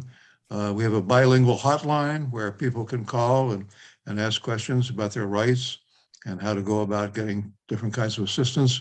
We have a tutoring program. This request is for food. And the pandemic has really increased the need, as it has for most services. Our friends aren't eligible for government assistance of any kind. They weren't eligible for stimulus checks. They're not eligible for SNAP benefits, and they're not eligible for jobs that require withholding of taxes. So consequently, they have to earn their living at day jobs. And since the start of the pandemic, opportunities for that kind of informal employment have decreased. Meanwhile, the cost of food has increased, as we all know from our own budgets.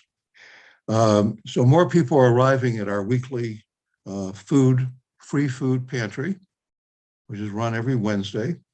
As calendar year 2021 ended a month ago, we were assisting 2,174 individuals in Kingston with food at a cost of approximately $100,000 in the past year. But our food budget for the current year is $162,000, because during the past year, the need gradually grew and grew and grew, and now we're anticipating it will grow even more, and inflation will take an on. So we're looking at an increase from $100,000 last year to $162,000 this year. Those are calendar years.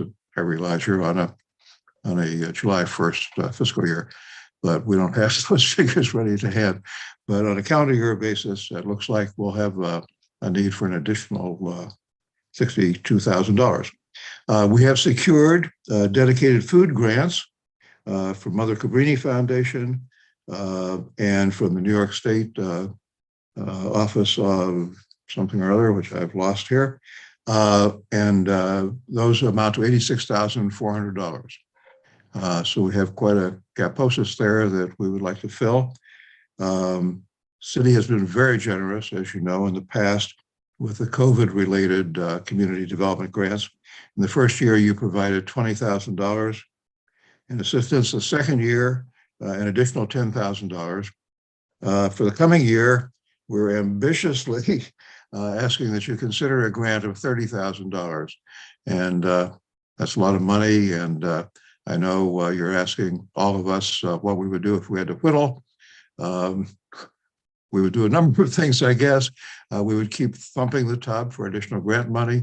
We've been trying to raise more money from individuals. We would try to purchase food at lower cost. We already use, the Hudson Valley Food Bank and so forth. We would just keep on humping, I guess, but we will have a sizable gap. One thing we're hoping is that we had run some community events in the past, concerts and so forth, and charged money for them. That all went away with the pandemic. But we're hoping that maybe in the coming year we'll be able to have some fundraising events of that sort as well. But so I know that $30,000 is a big ask, and we would be more than happy with any portion of that you feel you're able to fund. That's about it. I guess I'd be happy to answer any questions. Okay, thanks, Tom. Anybody have any questions for Tom? I mean, I think that was pretty self-explanatory. We appreciate your understanding about the task at hand. Anyway, if there are no questions, then I guess you are free to go, Tom. Thanks for being here. We appreciate it. You bet. Next is Jamie Lovato.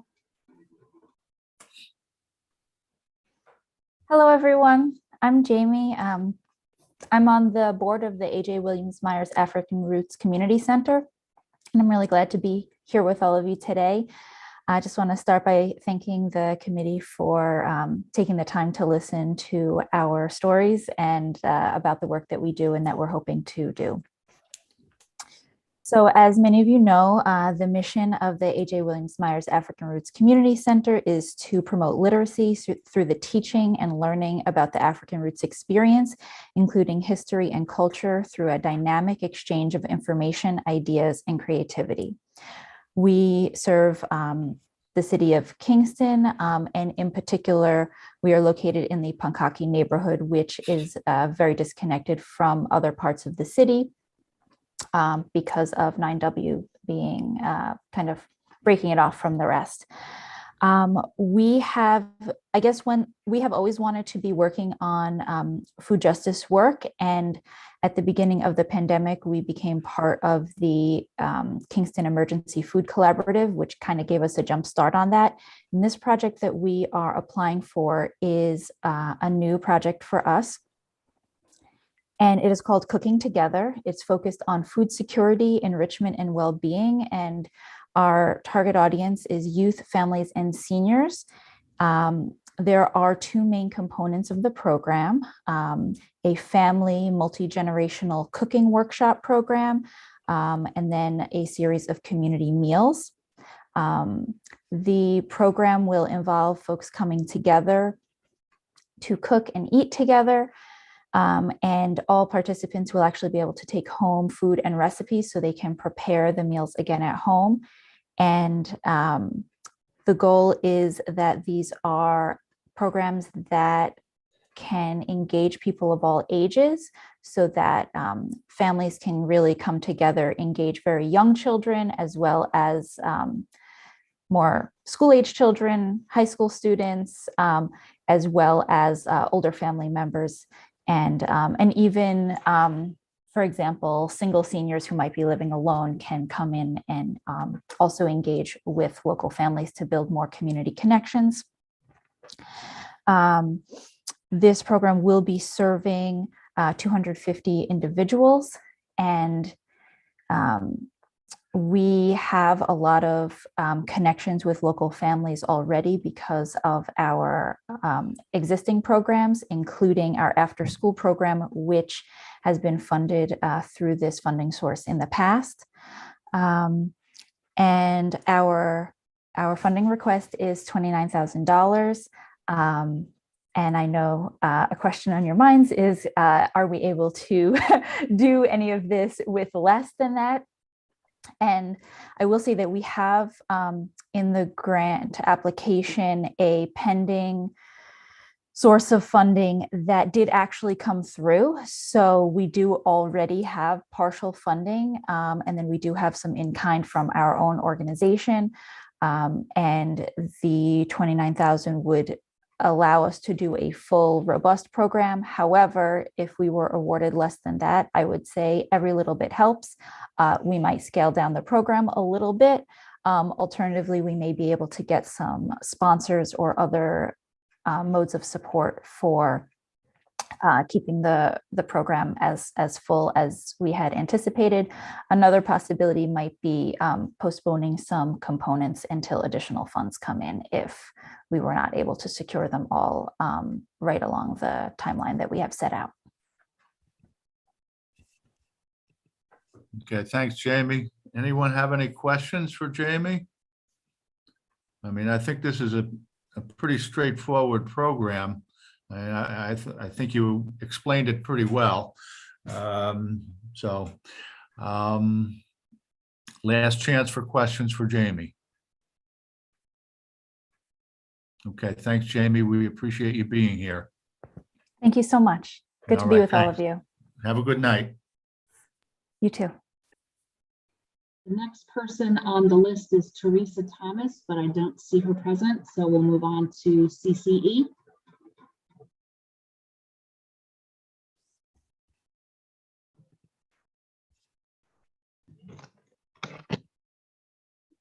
Hello all, can you see me? Can you hear me? Okay, Yes. so this is, I'm Drew Andrews, and this is Meredith. I thought we also had Sue Weed, the director of the Find the Fun program. Is she here, or can we let her in? I will try to let her in right now. Okay, thanks, Lisa. So I'll just start. Thank you so much for of course, taking time and listening to all of us. As we all know, this is extremely challenging and very arduous. And we still appreciate the time that you're putting in, and anything that we can obtain or receive for any of our programs would be greatly appreciated. Mr. Shabbat, I feel your pain, and I'm going to reiterate what everyone else said, which is anything that you can support, we'll make work, and we'll just scale it to the best of our ability. I just want to introduce first myself and our organization, and then I'll introduce Sue, the director of the After School Find the Fun program. We have two submissions. One is Find the Fun, and the other one is SPICE, which is Sisters Persevere in Conscious Evolution, a program for single women, especially. So again, my name is Sue. This is Meredith, our administrative director, and CCE is an arts-based community center here in Midtown Kingston. 16 Cedar Street is the new Energy Square building. Our mission is to enrich the social and cultural awareness of our youth and community through arts, wellness, and education. That is our mission. And we do that by having well-versed, not only teaching artists, but actual teachers and professionals in their field that our youth have access to. We also make arts and education affordable, accessible, and equitable within the Midtown community. Really easy to reach space. Our facility, the new facility, is beautiful, and it's about 10,000 square feet. It's really safe with a great energy. Kids feel loved, they feel supported, and they feel that they can be themselves here. And parents also feel the support, which I'll discuss more about after Sue presents. So without further ado, Sue, you want to talk a little about your program? Sure. Hi, everybody. Thank you so much for taking the time to listen to us. So my name is Sue Melenciano Weed, and I am currently the director for the Find Fun After School program. The Find Fun After School program started this year as kind of an aftercare. It was our thought with a few kids that were going to come, and it has developed into a full-blown after-school program. And we decided to expand it and grow it based on the need of the community. So we currently have about 38 kids. We were only going to do about 25, but we really can't say no sometimes. So we have about 38 kids that come from school. Most of them come from either George Washington Elementary School or from Edson. And they do get a bus that directly drops them off at CCE, between an arrangement between us, the school, and the parents that was able to make possible. The children receive a meal that we receive. We also participate in the CACFP program through the Hush Center. So they receive a full meal, not just a snack when they come in, and they receive homework assistance. We have 2 certified teachers on staff that are able to provide both tutoring help one-on-one and also homework help for the kids. And then we have an array of daily activities such as arts and crafts. We do STEM activities, and then the children are also able to participate in all the other classes that are offered at CC, whether that's a dance class, either that's a music class, a community theater. So not only are they able to participate in the after school program and have care, but they also are able to participate in all the other activities. What else? We also have a food program where every Friday, all the kids that participate in the after school program are able to take a food back home with perishable food, things that they could do themselves. Applesauce, something that they could throw in the microwave, like oatmeal or ravioli, something so that if the parent is not present during the weekend, or they could just have food there. So that's in the nutshell, the after school program that we run every day. And your 5 minutes are up. Any questions that anyone has, I'll be happy to answer. Thank you, Sue. Anyone have any questions? Thanks, Sue, for guiding us through there. Back to you, Drew. Are you done, Drew? Okay, no. Okay, so our last program is the SPICE program, which this program, we feel it was extremely important. We did it right before we started this program, before the pandemic started, because of the need of most of our single mothers. They were asking for programs for them. They needed childcare, they needed transportation, and we helped them with that. They needed more supportive programming. We had programming like trauma-informed yoga, journaling, money management. We had food prep, self-defense, and we had babysitting while the actual parent were in classes. This program was extremely successful. The families got a lot out of it, and the children as well. You want to expound? Yeah, it was important to provide parallel programming so that the parents could feel like they can come and do something for themselves while the children are also being taken care of or having a class of their own. So the trauma-informed yoga, the self-defense, the financial literacy, we teamed up with RUPCO and Ulster Savings to come in and teach them about credit, teach them about mortgages, teach them about banking, teach them about money matters. We have planned a like English as a second language class, because quite a few, we have a need for a strong bilingual staff, which we have, because so many of our clients, members, the kids and the adults, the kids speak better English than the adults do. And it's hard sometimes to communicate with families. So we are adding that into the mix as well. But for single parents in the area really struggling and living check to check, they needed support, and they are not the ones that reach out for it readily. So it was outreach, it was speaking to the community, it was talking to about 87% of our after school program, and about 90 to 95% of the finest kids are all on scholarship. And we didn't see the parents. They would just drop the kids off and then go do whatever they were doing, working, whatever it was that they were doing. And it was really important to provide programming and let them know that there were things here that we can provide them to help make their outside life and their connection with the community stronger. And it really was a successful program, and there's been some really lifelong bond, like lifelong, but pretty strong bonds that were created through that. And some of those people they still come here, they still bring their kids here, they still take programming here, but they also want to give back and also volunteer some of their time or help, be part of the program as well. So it's really kind of a reciprocal program. Yeah. Okay. I thank you. Actually, time is up. So we thank you for being here. Anybody have any questions?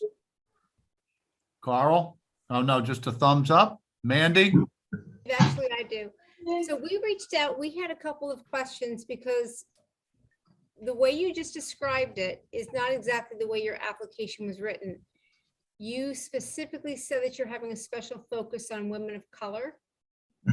Yes. So we needed to have an explanation on that because HUD and our office cannot figure out how to make your programming eligible.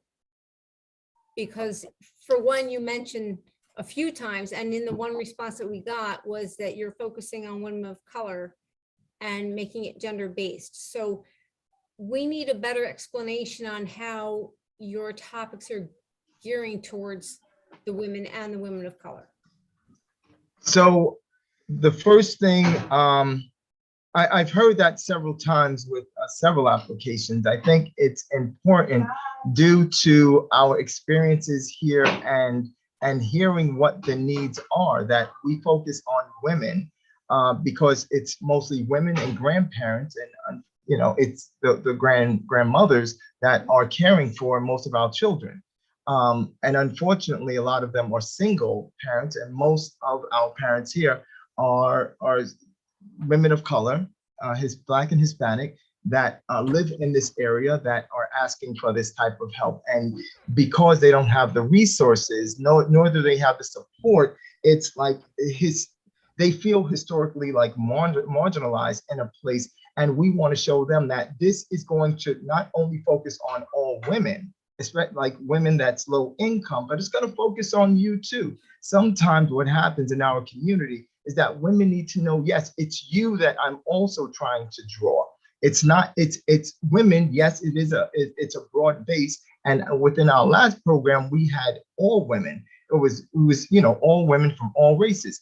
But what happens is sometimes you need to make a different effort because of the wiring and because of historic and systemized, racism and all the things that we have to go through. It's important that we say, yes, all women are invited, but you women this is also for you. It was really important. And for that explanation is why we started getting people like, oh, so it's for me too. It became a thing.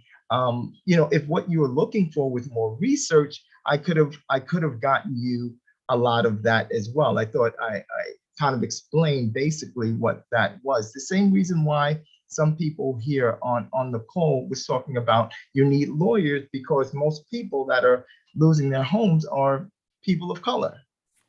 So I didn't understand. I didn't know why I had to explain that, but I'm okay. So your topics, I guess what we need to know is your topics, it appears, are going to be specifically directed to address women of color. And no, the topics address women. Just women. The topics address women. Okay. And what we're doing is letting women of color know that they too are invited.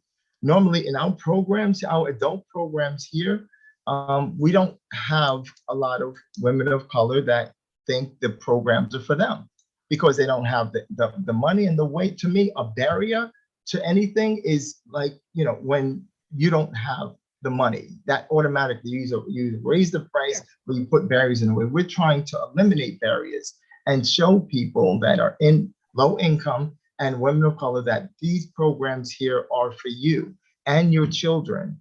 It's important that we're very specific in stating that because of, like I said, historical mindsets and historical marginalization and how that happens. So people, I think everyone here in Kingston know that CCE, we're open for everybody. We definitely are. Yeah. And with these programs, what kind of outreach are you doing? So there's several ways that we're outreaching. We're working with social workers. We're working in the community with actually sending flyers home with the children to invite parents. We're knocking on doors. We do a lot of footwork. So when we talk about how we impact the community, we're actually leaving the building and we're downtown, we're midtown. We're talking to people like Gregory. I talk to people like Christine High. We work closely together because she has people that she worked with. We're working with all the organizations because we know collaboration is going to be the key to get to the success. The key to building success behind connecting with our people. And when I mean our people, I mean everyone in Midtown Kingston that is in need, and those that just need to be around other people. That's acceptable. That's something. And my questions are merely because HUD asks me these questions. So in order for me to be able to explain to them, I need to be able to ask you. Absolutely. If you need this, if you need me to write it up and give you some sightings on some of the information that's out there and why it's important to really focus on sometimes, yes, you focus on the general public, but you need to focus in. And this is why sometimes some people miss the boat. There's a lot of education out there. And sometimes people, not everyone think it's for them. So I want to make it extremely, upfront. I want this to be visible. I want the services that we all have to offer in the community to be visible for everyone. I need this to be inclusive. We need this to be inclusive. That's what our city is about. That's what Kingston is about. So it's important. Steve, I'm done. Okay, thanks, Mandy. All right, thanks, Drew. Ursula. Ladies, up. Sorry, Ursula, question. Oh, you're muted. You have to unmute. I know. I was looking at your budget, which looks incomplete. You talk about the CDBG money. There's no money from any other source. There's no in-kind things. There's no 25%. It's just the money from this committee. And that's an incomplete budget. Do you have other sources of income? Yeah, we had sent that in to Amy. So when we got a couple of the questions back and the question about that budget, we sent that all back into Amy. And that was on our end. We had not received a grant. We did apply for another grant that we did receive that will go to this program as well for $15,000 to help out with the expenses of the program. So the CDBG request is to cover the staffing for this program. The rest of the expenses, we are continuing to write grants, and we'll use the grant that we just were awarded. And it's free for the participants. So, there's no tuition or anything coming in from that. So we'll just continue to garner support, get volunteers, and work in kind and quite a bit of it as well. Which program did the $15,000 grant go to? The SPICE program or the yes, the Find Fun After School program? The $15,000 was awarded by the Raleigh Foundation for Children and Women and Children for the SPICE program. Thank you. You're absolutely welcome. Okay. Any further questions?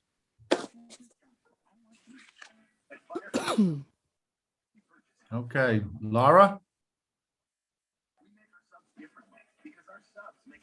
Good. Our next speaker is Bonnie O'Hara.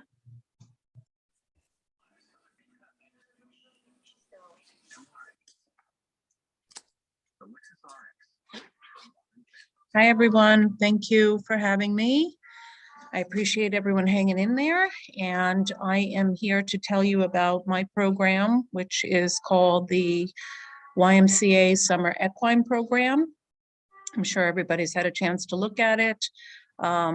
Most exciting piece of it is that it has already been done on a smaller scale, a pilot program that we did last summer for the children of the YMCA. Heidi Kushner has been wonderful, has been supportive. She was one of the people that helped sort of bring this about in giving us the space. And so we were able to do that 1 day a week last year. Really all positive. The only drawback was the time spent. And it was because I had other programs already in place, and we did this just kind of, you know, for each other to kind of feel out the relationship, to give it a chance to work. And I did it, you know, from my organization to hers, in exchange for the generosity that she showed in lending us this piece of land that we've been using as an urban equine center.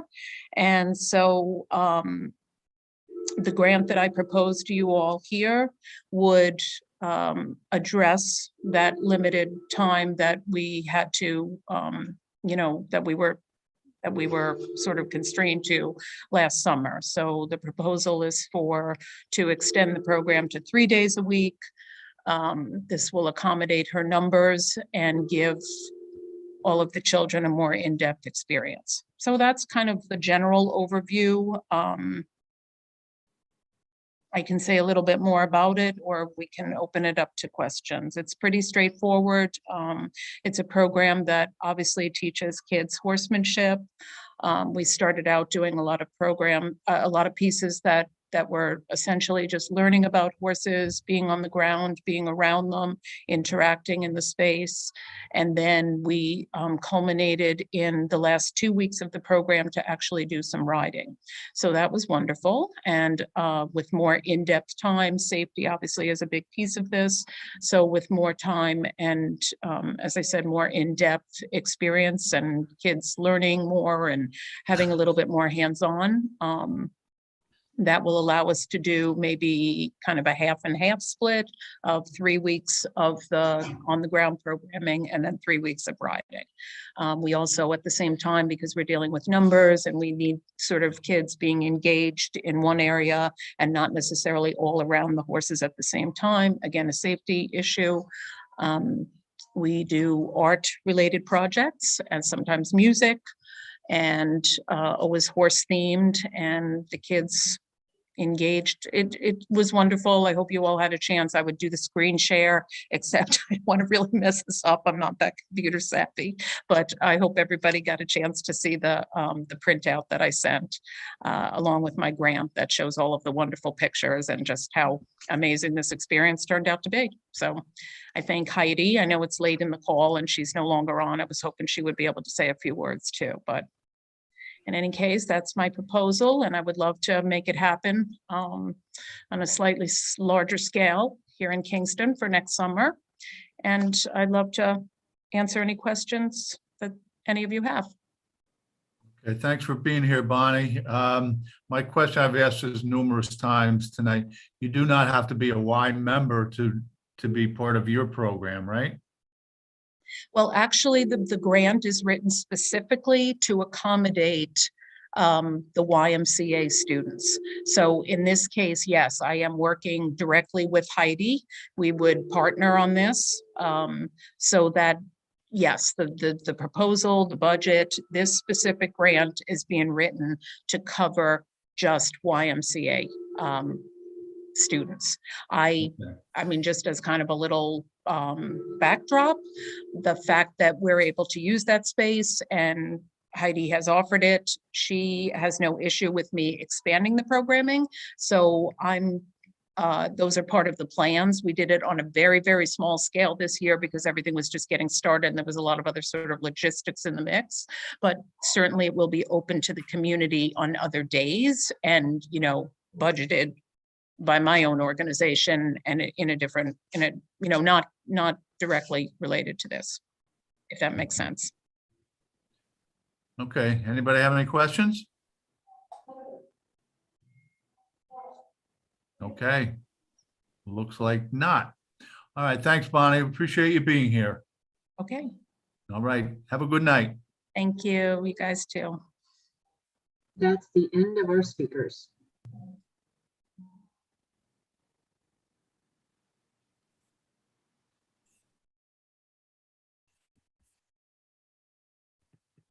You're muted, Mandy. Mandy, you're muted. Sorry about that. That's all right. Some people like it if I'm muted. Anyhow, obviously, we're not going to be deliberating on the applications tonight. It was a long meeting. But the purpose was for all of you to be able to hear the applicants, ask them questions. It's the only time, other than reaching out to them individually, that you would have this opportunity.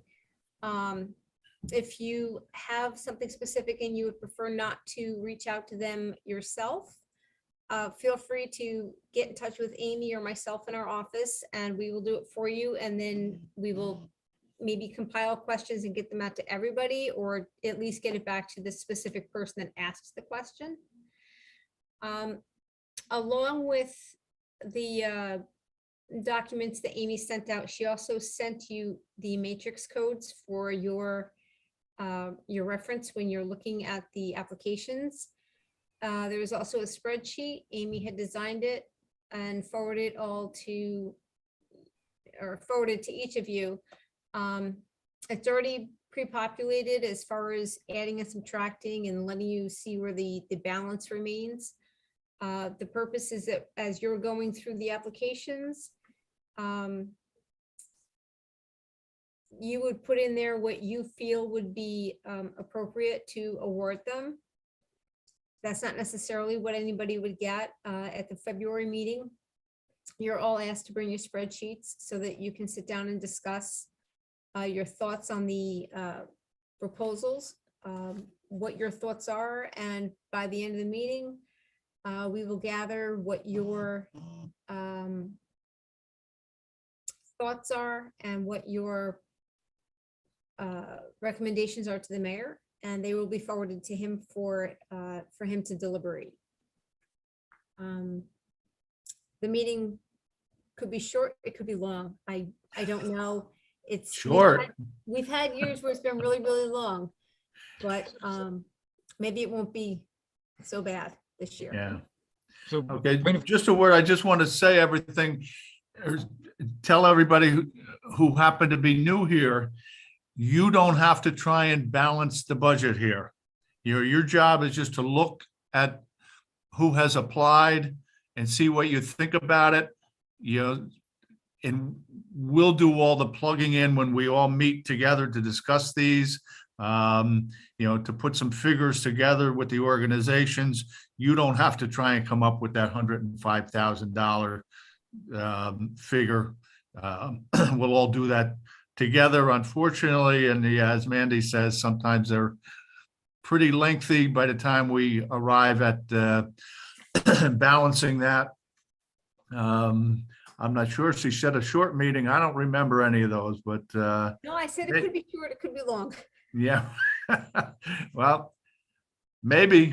I'm hoping. Carl. Quick question. I understand that you need to care about the matrix codes. I'm not sure why we in our capacity as deciding who gets how much money care about the matrix codes. So why do we need to get involved in that? Well, you need to know that it's an eligible activity. You can't. And these are fund not, anything. these are not necessarily pre-vetted for that purpose. Well, no, I didn't say that. They are. However, the one CCE that we just had the conversation with, Okay.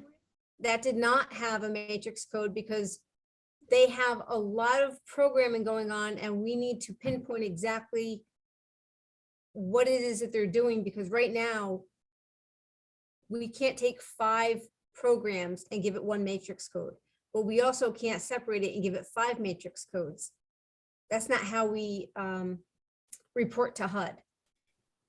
So how is what you just told me going to affect my deliberative process, or how would you want it to? Is that question clear?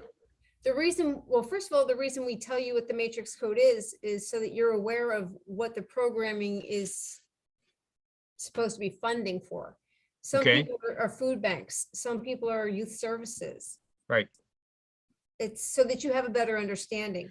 I guess what I'm saying is specifically with regard to CCE, since this is something of an unresolved issue, does that mean we should wait against the application or anything like that? Is that I'm sort of hearing that a little bit, I think, but I'm not sure. what I need to do is take back what he said tonight and share that with HUD and see what they have to say. Okay.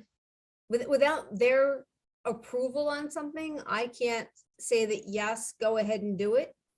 Because what happens is if we fund it and they find out, and I'm not talking about just CCE, if we were to fund an activity that HUD at the end of the day deemed to be ineligible, the city and the subrecipient would have to pay that money back to HUD.